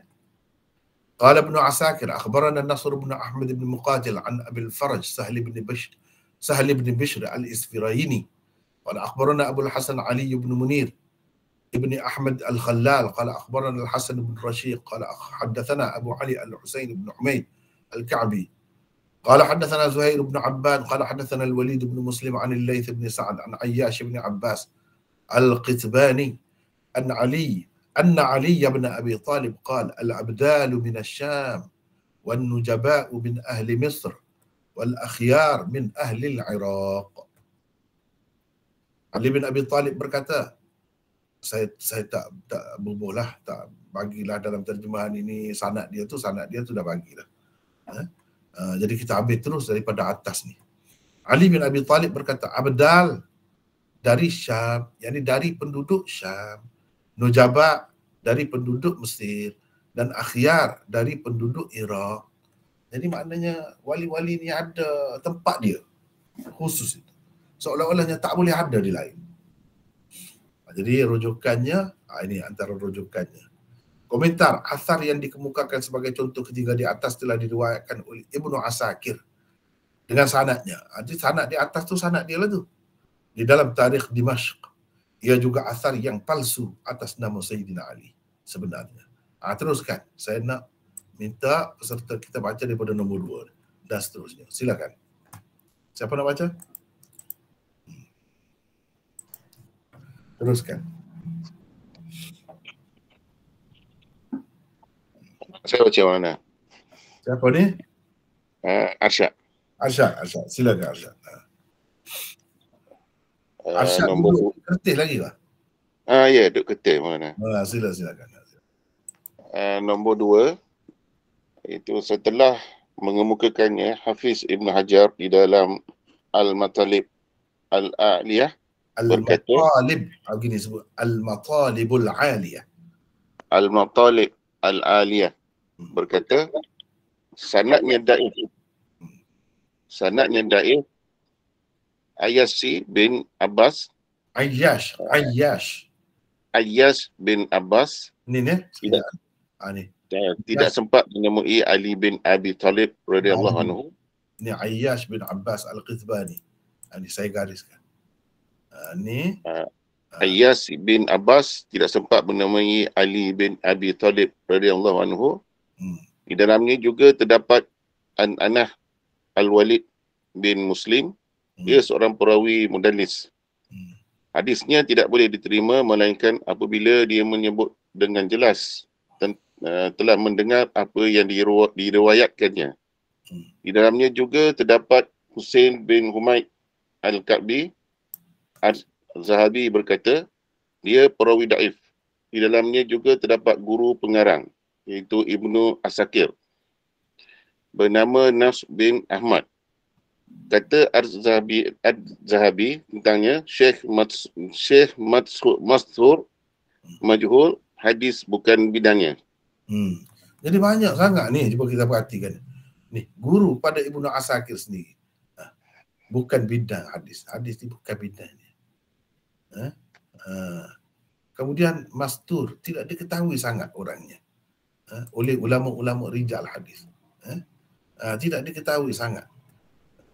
Walid bin Muslim ni dia meriwayatkan secara anak-anak. Cuba tengok ni, Walid bin Muslim. Dia tengok setiap orang perawi ni, cuba kita tengok Al-Walid bin Muslim. Dia ni perawi mudallis. Sekarang dia meriwayatkan dengan secara anak-anak, maksudnya menggunakan lafaz an. Bukan dia kata haddatsana, tidak. Bila begitu riwayat dia tak boleh terima, jadi dhaif juga. Jadi berapa banyak ni, berapa tempat ni yang jadi masalah ni di dalam sanad ini. Jadi dengan sebab itu dia kalau nak kira dari sudut sanad saja, dengan adanya beberapa orang perawi yang dhaif ni, ataupun kalau dia pun tidak perawi dhaif pun, cara dia riwayat tu secara anak-anak menyebabkan dhaif juga. Hadis ini jatuh kepada hukum hadis dhaif jiddan. Hadis dhaif jiddan tak boleh pakai. Tak boleh pakai dengan apa cara pun. Orang yang kata hadis dhaif boleh pakai itu bukan hadis macam ni. Kalau hadis macam ni tak boleh. Gitu. Husain bin Humaid Al-Ka'bi, Husain bin Humaid Al-Ka'bi ini pun masalah juga. Husain bin Humaid Abu Ali Al-Husain bin Humaid, ini pun perawi masalah berapa orang dalam sanad ni. Dia tak boleh dah. Kalau dah ramai macam ni, dia jadi dhaif sangat. Kalau ada seorang saja perawi dhaif, jadi dhaif dah. Ni kalau ada betul-betul macam ni, dia tidak dhaif saja dah jadinya. Itu kalau kita tengok dari sudut sanad. Kalau tengok dari sudut matan dia, teks dia pula, itu cerita lain pula. Cerita lain pula. Jadi termasuk dalam bakul yang sama lah kira-kiranya. Bakul yang sama. Teruskan. Arsyad lagi, teruskan nombor 3 tu. Nombor 3, Afsar Ali di atas seolah-olahnya menyatakan Abdal adalah produk Syam, Nujabak produk Mesir, dan Akhyar pula adalah produk Iraq semata-mata. Akhyar pula adalah produk Iraq semata-mata. Maknanya lahir di situ. Dia tak boleh lahir di lain. Kilang dia duduk situ. Seolah-olahnya begitu. Iyakah? Ada kena pada nama sebut begitu kan, sifat dia, amalan dia. Apa amalan dia tu yang menyebabkan jadi khusus dengan tempat tu? Adakah dalam Islam ni amalan khusus dengan satu tempat begitu? Itu benda yang kita kena faham. Dalam Islam ni adakah macam tu? Amalan ni khusus untuk orang sini saja. Orang lain tak boleh. Dengan sebab itulah dia jadi lebih daripada orang lain. Mana ada macam tu? Teruskan, Arsyad. Seolah-olahnya wali-wali itu hanya ditakdirkan Allah buat selama-lamanya lahir di situ. Walaupun penduduk-penduduk negeri lain mempunyai sifat-sifat yang sama dengan mereka. Tetapi juga pangkat itu tidak layak disandang mereka. Bukan tetapi, tetap. Tetap juga pangkat itu tidak layak disandang mereka. Adakah begitu? Ini tak masuk akal. Islam ni agama logik. Masuk akal ajaran dia. Ni pelik ni macam ni. Teruskan. Nombor 4, tidak benar demikian. Kenapa ia tidak? Jika benar demikian, kenapa ia tidak terdapat di dalam hadis-hadis sahih? Kenapa ia tidak terdapat di dalam kitab-kitab hadis yang muktabar? Dan kenapa ia hanya ada di dalam kitab-kitab sejarah sahaja? Kenapa? Itu kena jawab. Sebab benda ni kalau agama dia mesti ada dalam, tak ada dalam Quran tak apalah. Ada dalam kitab hadis yang sahih. Kenapa tak ada? Abdal tu terbaik dah tu. Gelaran wali yang paling baik ada dalam Sunan Sittah ni satu saja. Tadi saja. Yang lain-lain ni Nujabak ke Akhyar ke apa ni, tak ada semua ni. Yang adanya dalam kitab-kitab. Kenapa dalam kitab-kitab ada maudhu' saja? Itu masalahnya. Atau dalam kitab sejarah saja. Ni benda tak masuk akal. Cuba tengok ni rujukan dia. Khatib Al-Baghdadi, Tarikh Baghdad. Ini buku sejarah. Ibnu Asakir, Tarikh Dimashq. Sejarah Dimashq. Tarikh juga. Al-Matalibul Aliyah ni tak apalah, ni kitab yang kita ambil dia ni sebab dia kritik. Dan As-Suyuti Al-Hawi lil Fatawi itu memanglah ada benda-benda macam ni. Yang kumpul dah tadi di dalam kitab Al-Khabarud Dal tadi tu. Mana ada di dalam kitab-kitab lain? Banyak kitab ni. Beratus ribu kitab dalam Islam ni. Perbendaharaan kita begitu besar. Khazanah kita begitu besar. Kenapa tidak ada? Karena sebanyak-banyak kitab tu ada hanya dalam kitab-kitab yang macam ni. Itu satu perkara yang perlu difikir. Teruskan, Arsyad. Nombor 5, kenyataan sejarah membuktikan kepalsuan hadis-hadis atau asar-asar yang menyebutkan sifat-sifat dan ciri-ciri wali abdal. Seperti kerana merekalah orang-orang Syam terhindar daripada azab dan malapetaka. Kerana merekalah manusia diturunkan hujan. Kerana merekalah sesuatu pasukan tentera diberi pertolongan dan sebagainya. Lihat saja asar Ali di bawah ini sebagai contohnya.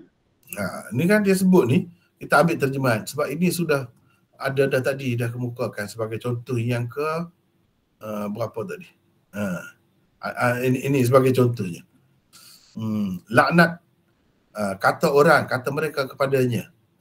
Ini ketika penduduk Syam, ini daripada Syuraih bin Ubaid, dia berkata pernah penduduk Syam dikeji di hadapan Ali bin Abi Talib ketika beliau di Iraq. Kata mereka kepadanya, laknatlah mereka, wahai Amirul Mukminin. Beliau berkata, tidak boleh. Aku telah mendengar Rasulullah SAW bersabda, wali abdal berada di Syam. Mereka 40 orang. Bila seseorang daripada mereka meninggal dunia, Allah terus menggantinya dengan orang lain. Dengan sebab mereka lah Allah menurunkan hujan, menghukum musuh-musuh dan memalingkan azab daripada penduduk Syam. Ini hadis riwayat Ahmad dalam musnadnya. Kita akan bincangkan nanti. Apa kedudukan. Hadis dalam musnad ni bukan semuanya sahih. Bahkan yang maudhu' pun ada. Itu bendanya. Baik. Satu, ini apa ni, Arsyad terus baca. Satu, asar riwayat Ahmad di dalam musnad ini tidak sahih berdasarkan kaedah riwayat dan diriwayat kedua-duanya sekali. Di sudut riwayat ia tidak sahih kerana sanadnya terputus di antara Syuraih bin Ubaid dan Sayyidina Ali. Cuba tengok sekejap. Syuraih bin Ubaid. Ni. Syuraih bin Ubaid, dia tidak sempat bertemu dengan Sayyidina Ali.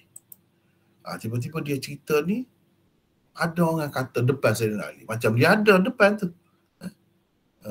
Dia mesti tak dengar sebab dia tak ada, dia tak sempat.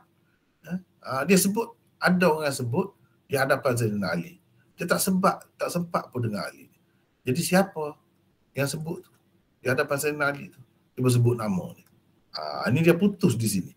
Bila putus, sebab itu istimewa Allah SWT bagi ni kepada umat Islam, dia ada untuk menjaga hadis Nabi ni, usul riwayat dan usul dirayat. Dia tak sempat dengan Sayyidina Ali. Syuraih tidak sempat menemui Ali. Teruskan apa ni? Arsyad, teruskan. Syuraih tidak sempat menemui Ali. Sahabat-sahabat Rasulullah SAW yang lain juga tidak sempat ditemuinya, kecuali seorang dua sahabat yang sangat lewat meninggalnya. Sayyidina Ali ni awal lagi meninggal, ramai lagi sahabat. Yang kemudian seorang dua tu saja yang dia sempat. Teruskan. Kedua, kalaulah benar dengan sebab mereka orang-orang Syam terhindar daripada azab dan malapetaka, tentulah Syam sentiasa makmur dan lebih maju daripada negara-negara lain. Tentulah penduduk Syam tidak dapat diganyang oleh tentera Rusia dan pemerintah zalim yang berkuasa hingga hari ini. Cuba tengok, di mana Abdal? Syiah tu. Nusairiyah lagi, Syiah Alawiyah lagi. Sekarang ni Bashar al-Assad itu Alawiyah Syiah. Bukannya Sunni pun. Duduk ganyang orang Islam, berapa ramai mati, sehingga berapa ramai lari. Habis harta bendanya dirampas. Mati begitu saja. Sekarang ni kita tengok. Di mana yang dalam dikatakan hadis tadi, diberi pertolongan, menghadapi musuh. Di mana? Kalau betul, tak berlaku lah macam sekarang ni. Ini benda yang kita kena tengok. Sekarang ni senang, kita boleh tengok sendiri. Sejarah Syam tu sudah lama. Ada dalam sejarah yang kita boleh tengok dengan mata kepala sendiri pun. Sekarang ni boleh tengok. Teruskan. 3. Kalaulah benar dengan sebab mereka orang-orang Syam mendapat hujan, tentulah Syam mendapat lebih banyak hujan dan tanahnya lebih subur berbanding tempat-tempat lain. Tapi tidak begitu kan. Malaysia lebih subur lagi. Teruskan. 4. Jika dikatakan maksudnya ialah manusia di dunia ini mendapat hujan dengan sebab mereka, kenapa pula Ali beria-ia hendak memerangi orang-orang Syam yang dipimpin oleh Muawiyah, sedangkan mereka merupakan punca manusia mendapat rahmat Allah, termasuk orang-orang Iraq di bawah pimpinannya? Kenapa begitu? Tak patutlah Ali nak serang dia. Apa nak serangnya? Abdal ada sana. Kita pun dapat rahmat Allah kerana ada Abdal yang duduk di Syam tu. Kenapa Sayyidina Ali tu nak perang? Nak bunuh? Tak patut tu. Sayyidina Ali tidak lebih tahu. Ada Abdal. Dia sendiri dah cakap. Tiba-tiba dia nak serang pula. Macam mana boleh begitu? Teruskan. 5. Jika dikatakan maksudnya ialah dengan sebab keberkatan mereka atau kerana bertawassul dengan mereka lah manusia mendapat hujan, maka pelik sekali sikap Sayyidina Ali yang hendak memerangi para wali yang berada di Syam itu. Para wali yang membawa rahmat Allah kepada segala manusia, termasuk dia sendiri dan bala tenteranya yang berada di Iraq. Manalah tahu, Muawiyah sendiri salah seorang daripada 40 wali abdal itu. Kira-kira nak pergi perang tu sanggup tu. Bunuh pun tak apa tu. Macam mana sikap Sayyidina Ali? Sedangkan dia sendiri yang kata begini. Sedangkan orang-orang yang nak diperangi dia tu, itulah punca rahmat kepada sekalian manusia. Tiba-tiba dia nak pergi bunuh. Adakah patut? Teruskan. 6. Bukankah dengan 40 wali abdal yang berada di Syam itulah diminta pertolongan untuk menghadapi musuh dan mengalahkannya? Kalau begitu, adakah Sayyidina Ali mengajarkan kepada pengikut-pengikutnya supaya meminta pertolongan dengan orang-orang Syam untuk mengalahkan orang-orang Syam sendiri? Pelik tu kan? Dia cerita begitu. Kalau nak pertolongan, nak dapat kemenangan, kena minta dengan orang sana. Lepas tu kita nak lawan dengan dia. Pelik. Sepatutnya yang boleh minta orang Syam sajalah nak menghadapi tentera Ali ni. Orang Syam saja. Jadi orang-orang duduk Iraq tu nak minta dengan siapa? Wali Abdal tidak ada di Iraq. Ini benda yang kita kena ketuk fikiran. Teruskan. 7. Tidak sedarkah Sayyidina Ali bahawa dengan menyebutkan kelebihan Syam sebegitu rupa, beliau akan kehilangan pengikut dan penyokong? Sayyidina Ali yang terkenal bijaksana dan hebat itu tergambar dalam Atsar ini sebagai seorang pemimpin yang terlalu naif. Itulah nampaknya. Kalau orang politik biasa pun dia tak akan bercakap macam tu. Sokong parti lawan dia, sokong calon yang lawan dia. Sebab apa? Penyokong akan pergi sana lah kalau duk sebut baik-baik sangat. Apa makna dia semua? Dia sendiri tak ada cerita apa kelebihan yang ada di negeri dia, di Iraq. Dia sebut kelebihan Muawiyah. Kalau macam tu orang biasa ni akan pergilah kepada Muawiyah. Duduk buat apa lagi sokong Sayyidina Ali. Dia akan jadi begitu. Sayyidina Ali tak nampak ke benda ni? Takkanlah orang yang bijaksana dan hebat seperti Sayyidina Ali tak nampak benda ni. Teruskan. Nombor 6. Sekarang mari kita lihat kumpulan wali manakah yang lebih hebat antara 3 kumpulan yang tersebut di dalam Atsar yang dikemukakan sebagai contoh ketiga itu. Abdalkah atau Nujaba atau Akhyar? Teruskan Maulana. Teruskan. 1.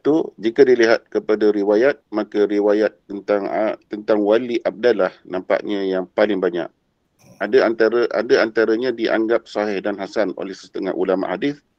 Riwayat-riwayat tentang Nujaba dan Akhyar pula tidak ada sama sekali yang didakwa sahih atau hasan oleh mana-mana pihak. Semua riwayat tentangnya maudhu' atau paling baik pun daif sangat di sudut sanadnya. Teruskan. 2. Tidak tersebut di dalam mana-mana riwayat kelebihan dan keistimewaan Nujaba atau Akhyar berbeza keadaannya dengan Abdal. Teruskan. 7. Iman Ibn Taymiyah adalah antara tokoh yang membincangkan dengan agak terperinci tentang kedudukan hadis Abdal dan gelaran-gelaran wali yang popular di kalangan Sufiyah. beliau telah mendaifkan bahkan memaudukkan hampir semua hadis atau athar tentang gelaran-gelaran para wali yang masyhur di kalangan orang-orang sufi, termasuk hadis tentang wali abdal. Hadis-hadis dan asar-asar tentangnya bagi beliau adalah maulun. Ma'lul ni kalau nampak sahih pun sebenarnya tidak sahih. Itu ma'lul. Teruskan. Walaupun begitu, beliau masih kelihatan terbuka menerima hadis tentang abdal, yang ini sahaja sebagai satu-satunya hadis yang ada asalnya juga dengan beberapa syarat berikut. Ini kalau kita baca perbincangan dia lah, kita nampak dia masih terbuka lagi. Walaupun dia dah kata tidak sahih semua ni, maudhu' bukan, tapi dia masih lagi bersikap terbuka. Saya rasa antara sebab dia tengok di kalangan salaf pun ada guna lafaz itu, lafaz abdal itu. Padahal mungkin mereka guna tu dengan makna yang lain, tidak sebagaimana yang dipakai oleh orang-orang sufi. Teruskan, Arsyad. Satu, jika ia dipakai dengan erti lughawinya, ia sesuai dengan ajaran syariat, tidak mengikut istilah orang-orang sufi. Antara maknanya menurut bahasa yang sesuai dengan ajaran syariat ialah abdal dengan erti pengganti-pengganti para nabi. Memang para sahabat, tabi'in dan para ulama yang soleh di sepanjang zaman merupakan pengganti-pengganti para nabi dalam perjuangan mereka. B, dengan erti pengganti-pengganti orang-orang soleh yang meninggal dunia di setiap zaman. Apabila meninggal dunia seorang soleh, ia diganti oleh Allah dengan orang soleh yang lain. Begitulah keadaannya berlaku sepanjang masa sebelum kiamat. C, dengan erti orang-orang yang kejahatannya ditukarkan dengan kebaikan disebabkan mereka bertaubat dengan hati yang ikhlas, beramal soleh, berakhlak mulia dan berakidah yang betul. Dua, tidak terbuka. Kalau dengan makna ni boleh diterima abdal itu, dengan syarat ini. Tapi kalau tidak begini tak boleh. Dengan makna mengikut istilah sufi itu salah. Tak boleh sama sekali. Nanti kita akan tengok. Teruskan. Dua, tidak terikat dengan bilangan tertentu seperti 40, 300 dan lain-lain. Di sesuatu masa bilangan mereka mungkin kurang daripada itu, mungkin pula lebih. Tiga, tidak terikat dengan tempat-tempat atau negeri-negeri tertentu seperti Syam, Iraq dan lain-lain. Orang-orang yang bersifat dengan sifat-sifat abdal seperti tersebut di dalam hadis-hadis dan asar-asar tentangnya mungkin pada sesuatu masa berada di Syam, mungkin pula pada tempat-tempat dan negeri-negeri yang lain di seluruh dunia ini. Empat, tidak menimbulkan kepercayaan bahawa manusia diberi pertolongan, mendapat rezeki dan terhindar daripada malapetaka disebabkan mereka semata-mata. Sama ada kerana doa mereka atau kerana keberkatan hidup mereka atau kerana adanya orang-orang yang bertawassul dengan mereka. Tak ada semua ni. Kalau tak ada semua ni, bolehlah. Itu maksud dia. Teruskan. Ini kerana pertolongan Allah, rezeki dan keadaan terhindarnya manusia daripada malapetaka itu ada banyak sebabnya. Antara sebabnya yang paling kuat ialah doa orang-orang mukmin secara umumnya, salat mereka dan juga keikhlasan mereka, malah doa orang-orang yang lemah dalam masyarakat Islam. Solat mereka dan keikhlasan mereka juga merupakan sebabnya. Lihat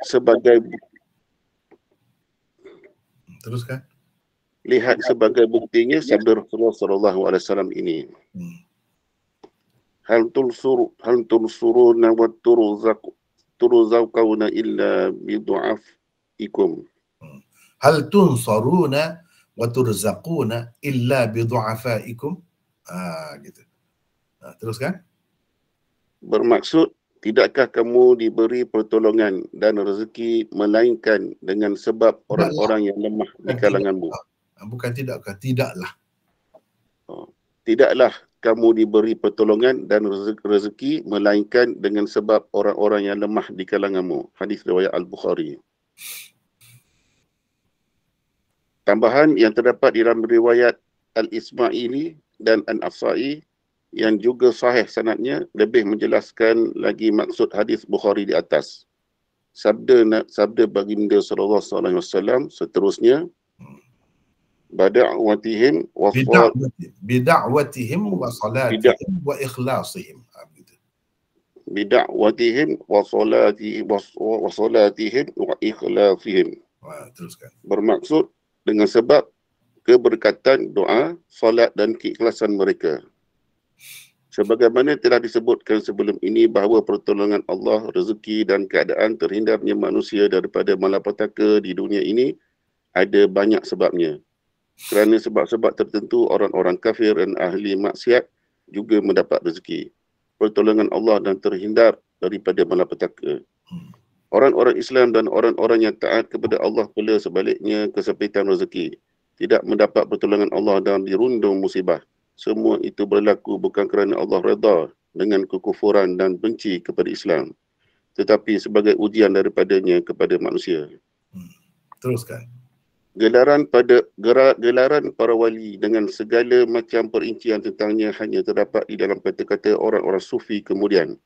Antara ulama sufi yang paling awal dinukilkan bercakap tentangnya ialah Al-Qahtani. Bukan seorang dua ulama telah menukilkan kata-kata beliau ini di dalam kitab mereka masing-masing. Jadi ini apa nama ni, kata-kata dia lah. Tak payah baca lah sebab kita pemasa ni pun sempit ni. Baca terus terjemahan. Teruskan. Bermaksud Al-Qahtani berkata, Al-Qahtani berkata, Nuqaba ada 300 orang, Nujaba 70 orang, Budala Abdal 40 orang, Akhyar 7 orang, Umud 4 orang dan Gaut yakni Qud atau Qud seorang sahaja. Tempat tinggal Nuqaba Morocco, tempat tinggal Nujaba Mesir, tempat tinggal Abdal Syam, Akhyar sentiasa menggembar di bumi. Mengembara sepatutnya, mengembara. Akhyar sentiasa mengembara di bumi. Umud di penjuru-penjuru bumi. Dan tempat tinggal Gaut Mekah. Apabila ada hajat, yakni ia melibatkan orang ramai. Mula-mula sekali Nuqaba lah yang akan bermunajat, yakni memohon kepada Tuhan. Kemudian Nujaba, kemudian Abdal, kemudian Akhyar, kemudian Umud. Sekiranya hajat orang ramai itu diperkenankan Allah, maka sampai di situ sahaja usaha bermunajat itu terhenti.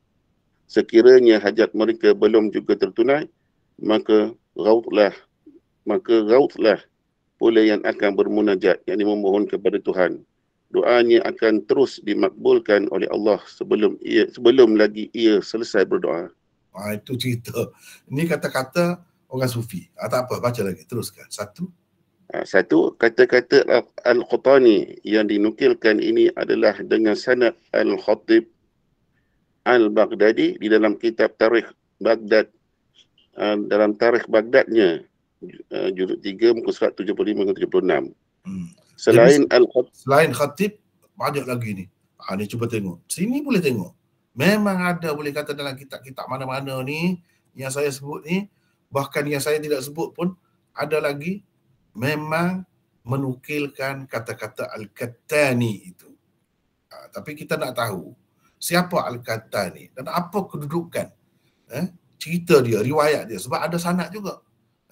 Teruskan. Nombor dua, siapa Al-Qahtani?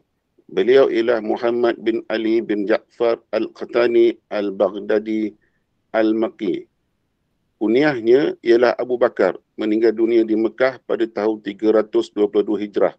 Beliau adalah seorang murid Al-Junaid, Abu Sa'id Al-Khazraj dan Abu Al-Husain Al-Nuri. Al-Qahtani adalah salah seorang tokoh sufi yang sangat terkenal. Teruskan. 3. Jelas sekali daripada nukilan di atas bahawa ia hanya kata-kata seorang tokoh sufi di abad ke-4 Hijrah. Ia sama sekali bukan sabda Rasulullah atau aksar sahabat. Apa nilainya kata-kata yang langsung tidak mempunyai sandaran dan asas daripada Al-Quran dan As-Sunnah itu? Mana boleh ia dijadikan sebagai akidah dan pegangan hidup? 4. Nukilan di atas tidak harus diyakini sebagai kata-kata Al-Qahtani. Beliau tidak patut dikeji dan dipertanggungjawabkan atas kata-kata yang dinukilkan daripadanya itu. Boleh jadi beliau tidak pernah menyebut langsung begitu. Hanya orang-orang kemudian sahaja mengaitkan kata-kata itu dengannya. Ini kerana jika dilihat kepada sanad bagi riwayat itu, anda pasti akan menemui seorang yang bernama Ali bin Abdullah bin Jahdam Al-Hamdani. Ali bin Abdullah bin Jahdam Al-Hamdani Al-Sufi. Dia terkenal sebagai salah seorang pendusta besar. Hadis-hadisnya dianggap maudhu' oleh para ulama hadis. Dialah dipercayai mereka sebagai salah seorang mereka hadis solat raghaib. Solat di bulan Rajab tu kan, inilah mereka. Jadi dia lah yang cerita ni. Dia kata Al-Qattani kata, boleh jadi Al-Qattani tak ada kata pun begitu. Kalau tengok pada sanad kita tak boleh pakai. Teruskan.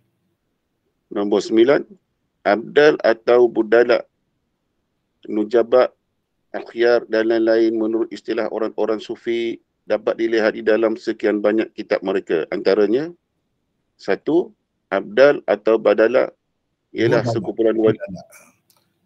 Badala ialah sekumpulan wali yang merupakan rijalul ghaib dalam bilangan tertentu. Mereka tidak dikenali orang ramai. Mereka juga terlibat dalam menjaga sistem alam semesta. Apabila meninggal dunia seseorang daripada mereka, ia diganti dengan yang lain. 2, wali abdal ialah orang yang mempunyai kemampuan untuk menggantikan seseorang yang berjasad serupa dengannya ketika dia pergi ke mana-mana sehingga tidak diketahui orang ketiadaannya. Atau dengan kata lain, ia adalah seorang yang mempunyai kemampuan untuk menjelma di alam rohani. Itu ada semua. Tak apalah. Teruskan nombor 3. Nombor 3, nujaba menurut istilah mereka ialah wali-wali yang sibuk menanggung beban makhluk. Beban makhluk yang dimaksudkan ialah segala peristiwa yang tidak mampu ditanggung oleh kekuatan manusia biasa. Bilangan mereka 40 orang. Teruskan dengan 4. 4, al-akhyar menurut istilah mereka ialah wali-wali yang sentiasa mengembara di bumi. Mereka 7 orang. Inilah yang disebut dalam riwayat Al-Khatani di atas. Jadi inilah yang sebut tadi dalam Athar Sayyidina Ali tu, Nijabat di Mesir, Akhyar di Iraq, Abdal di Syam. Jadi kita nak tahu lah apa maksudnya. Gelaran-gelaran ini memberi apa makna di sisi orang sufi. Beginilah maksud dia. Kalau kita tengok kitab-kitab sufi dan kita tengok kamus, kita tengok apa, beginilah jawapannya. Teruskan. Yang nombor 5, Qut menurut istilah mereka wali kutub. Wali kutub. Maaf mana. Nombor 5, Qutub, wali kutub. Menurut istilah mereka ialah seorang wali yang sentiasa mendapat perhatian Allah setiap masa, setiap waktu. Dia juga dipanggil Ghaut, melihat kepada rayuan dan permintaan orang yang menderita dan melarat kepadanya. Allah memberikan kepadanya azimat yang ditangkal agung dari sisinya. Dia meresap dalam alam semesta zahir dan batin seperti meresapnya roh di dalam tubuh. Kutub hanyalah seorang sahaja. Itu rujukan, tak apa. Teruskan. 6. Nombor 6, Al-Autad. Menurut istilah mereka ialah 4 orang wali yang menjaga 4 penjuru alam. Mereka juga merupakan tempat-tempat perhatian Allah. Dengan mereka lah Allah menjaga 4 penjuru alam. Teruskan. Nombor 7, An-Nuqaba ialah kumpulan wali seramai 300 orang. Mereka dapat mengeluarkan rahsia-rahsia hati manusia. Teruskan. 8. Nombor 8, Khatamul Aulia adalah penyudah dan penutup sekalian wali. Khatamul Aulia ada seorang sahaja. Istilah ini mula-mula sekali diperkenalkan oleh Al-Hakim At-Tirmizi, iaitu Muhammad bin Ali bin Al-Hasan bin Bashir masih 320 Hijrah. Meninggal dunia. M tu meninggal 320 Hijrah. Ya, teruskan. Dia mendakwa dirinya adalah Khatamul Aulia. Ini adalah satu jawatan yang sentiasa diperebutkan di kalangan orang-orang sufi. Masing-masing pengikut-pengikut tarikat mendakwa syekh mereka lah Khatamul Aulia mereka juga berlaku banyak juga berlaku pengasas sesuatu tarikat itu sendiri yang mula-mula mendakwa dirinya sebagai Khatamul Aulia. Ibnu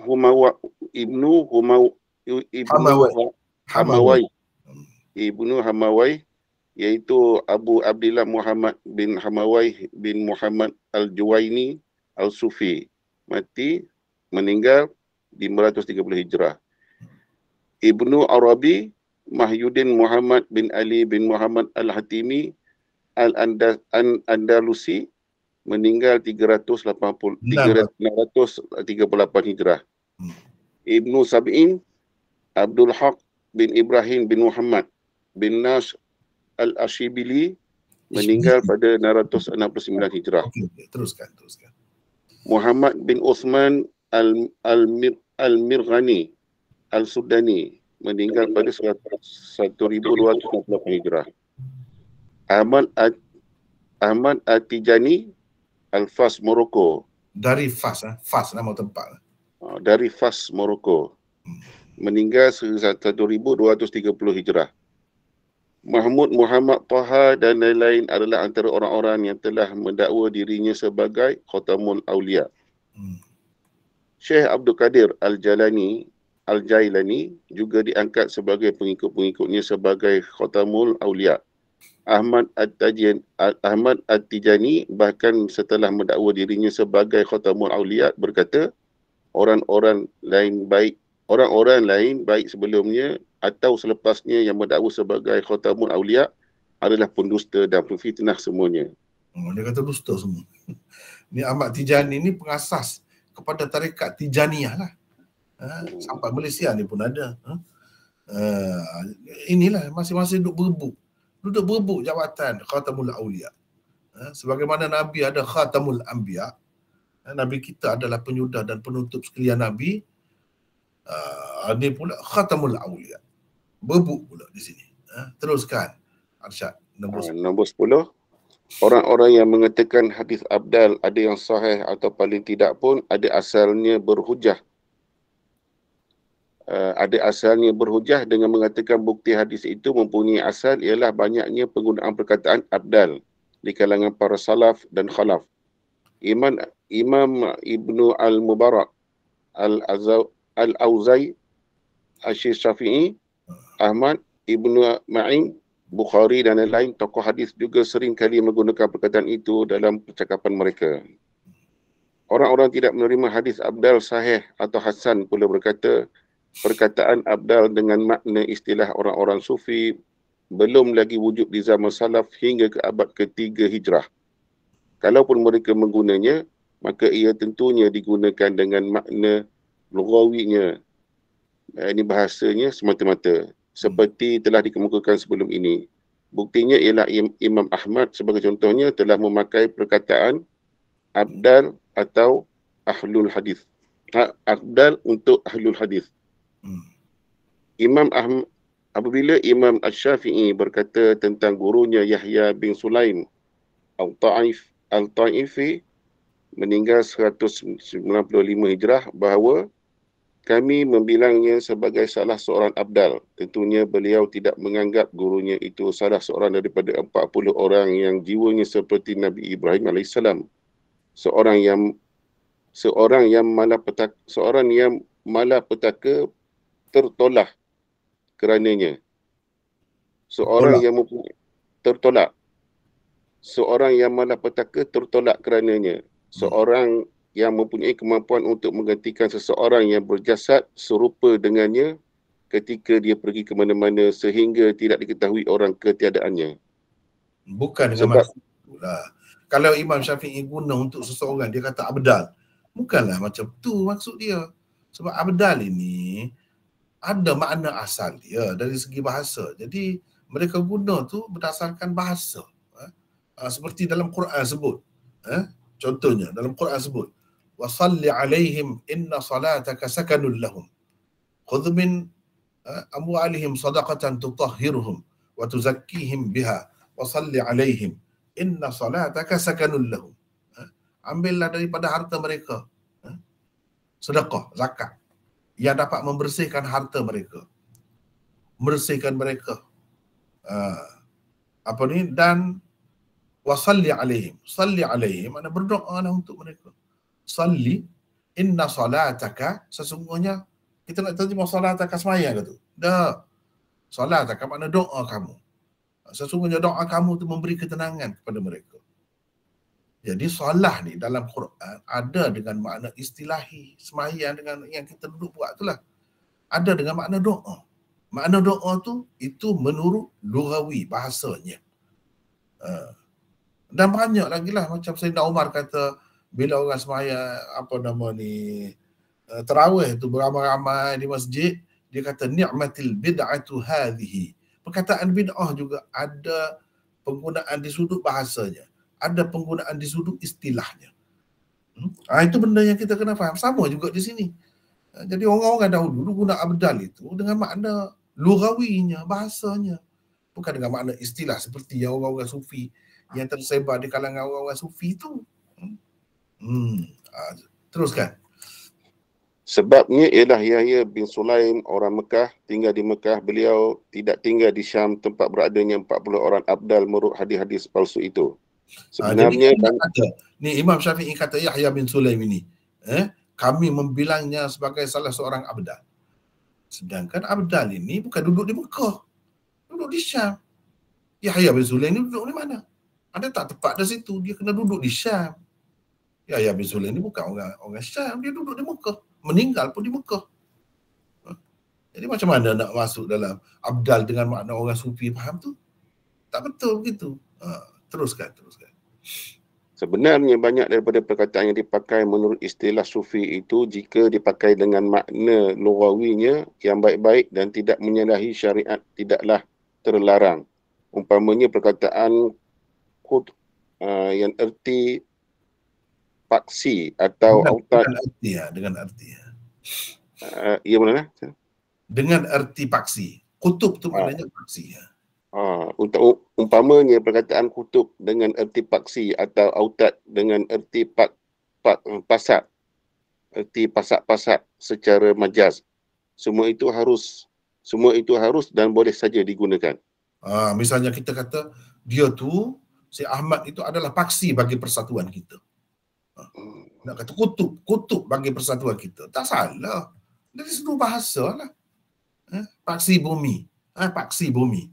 Misalnya. Itu jadi masalah dipakai dari sudut bahasa. Bukan seperti istilah mereka tu. Autat ada dalam istilah dia. Maknanya begini-begini. Sebab itu dia ada kamus istilah. Istilah tasawuf. Istilah di kalangan orang-orang sufi. Jadi autat itu kalau pakai dengan makna mereka itu bercanggah dengan syariat tu. Tapi kalau kita kata semua mereka ini akan menjadi autat untuk perjuangan sunnah kita di Malaysia misalnya. Apa salahnya? Dari sudut bahasa. Mana semua mereka akan menjadi pasak-pasak nanti. Seperti bukit-bukit di Malaysia yang meneguhkan kedudukannya. Mententeramkan keadaannya. Secara majaz. Itu maknanya digunakan bahasa pinjaman atau bahasa kiasan. Itu tidak salah. Dan itulah yang digunakan oleh imam dahulu. Sama sekali bukan dengan makna macam tadi. Abdal ini maknanya orang yang pergi ke lain, tiba-tiba macam hantu duduk di rumah dia. Macam dia lah rupanya. Bahaya kalau macam tu. Bayangkan, Abdal ini tinggal rumah dia, di rumah dia tu ada serupa dia juga. Itulah yang dia bersetubuh dengan isteri dia. Macam mana? Tak bahaya? Bukan dia tu sebenarnya. Bukan dia. Katalah roh dia ke apa dia ke menjelma dalam rupa dia. Bahaya tu macam tu. Orang-orang yang perah hatu pun ada juga macam tu. Tahu-tahu dia duduk tidur sekali dengan isteri dia tu, jin dia. Jadi macam mana? Inilah bahaya. Teruskan. Arsyad, teruskan. Nombor 11, Ibnu Al-Jauzi, Ibnu Taimiyah, Ibnu Al-Qayyim, Muhammad bin Muhammad Darwish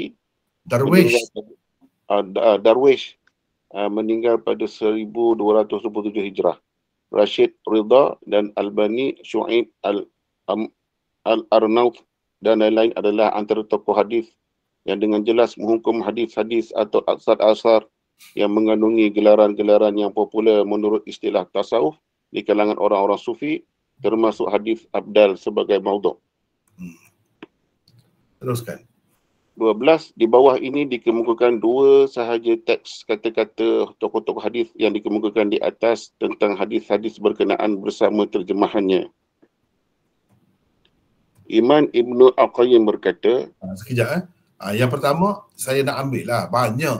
Kalau nak petik semua tu, yang semua ni mereka ni kata mana, dalam kitab mana, di mana, itu banyak lah. Kemudian saya pun, sebab ini nota kan, bukannya kita jadi buku lagi. Kalau tidak saya bagi semua ni tarikh meninggal dunia setiap orang ni. Jadi semua ni mereka ada kata di dalam kita boleh temui di dalam kitab-kitab. Jadi Imam Ibn Al-Qayyim misalnya berkata, wa min dhalika ahadithul abdal wal aqtab wal aghwath wal nuqaba wal nujaba wal autad kulluha batilah ala Rasulillah sallallahu alaihi wasallam. Teruskan baca Arsyad terjemahannya. Bermaksud antaranya iaitu hadis-hadis maudhu' itu ialah hadis-hadis tentang abdal, aqtab, aqwat, nuqaba, nujaba dan autad. Semuanya karut yang palsu atas nama Rasulullah sallallahu alaihi wasallam. Ini ada dalam kitab dia ni. Seterusnya Al-Allamah Rashid Ridha telah menggunakan kaedah dirayah di dalam menghukum hadis tentang abdal sebagai maudhu'. Dia guna kaedah dirayah yang menjadi topik perbincangan kita ni, kuliah kita ni berkenaan dengan dirayah hadis dari sudut dirayah. Dia pun menilai hadis itu, hadis-hadis ni lah tentang gelaran-gelaran dalam yang masyhur di kalangan sufi ni berdasarkan kaedah dirayah. Lihat apa kata beliau di bawah ini. Wa amma ma fi hadhihi riwayat min anna Allah Ta'ala yansuru ahla Syam wa yarzuquhum bil abdal فهو من علل متونها ودلائل وضعها. الله تعالى قد جعل للنصر أسبابا تعرف من كتابه ومن سننه في خلقه، وإننا نرى أهل الشام الآن في غاية البؤس وضيق الرزق والجيوش الفرنسية تدمر بلادهم وكثيرون منهم يهلكون جوعا وعريا، فأين الأبدال وأسرارهم؟ Baca di sini apa ni Arsyad. Bermaksud adapun apa yang tersebut di dalam riwayat-riwayat ini bahawa Allah Subhanahu Wa Taala menolong penduduk Syam dan memberi rezeki kepada mereka dengan perantaraan wali abdal, maka itu merupakan illat di dalam matannya, yakni teksnya, dan ia merupakan bukti kepalsuannya. Allah Subhanahu Wa Taala telah membuat sebab-sebab untuk mendapat pertolongannya. Ia dapat diketahui daripada kitabnya dan sunnahnya pada kejadiannya di alam semesta, yakni sunatullah. Sekarang ini kita melihat orang-orang Syam dalam keadaan paling teruk dan dalam kesempitan yang amat sangat. Sedangkan tentera Perancis pula sedang membinasakan negara mereka. Ramai daripada mereka mati kebuluran dan dalam keadaan tidak berpakaian, di mana abdal dan kesaktian mereka. Ini kata Rashid Ridha, pengarang majalah Al-Manar dahulu.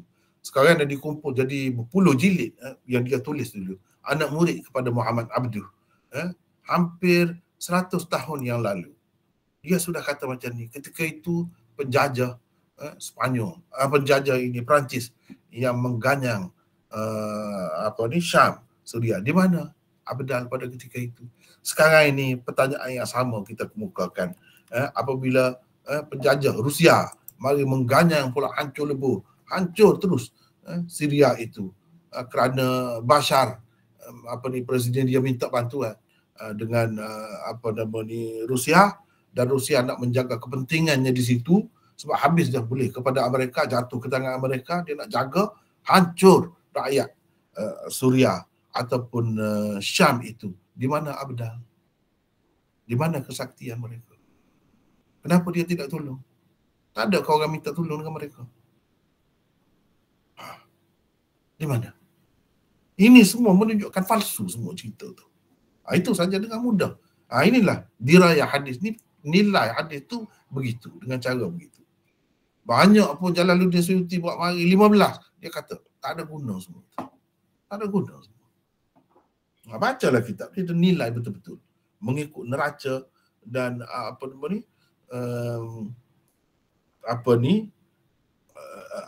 kayu ukur yang kita guna itu.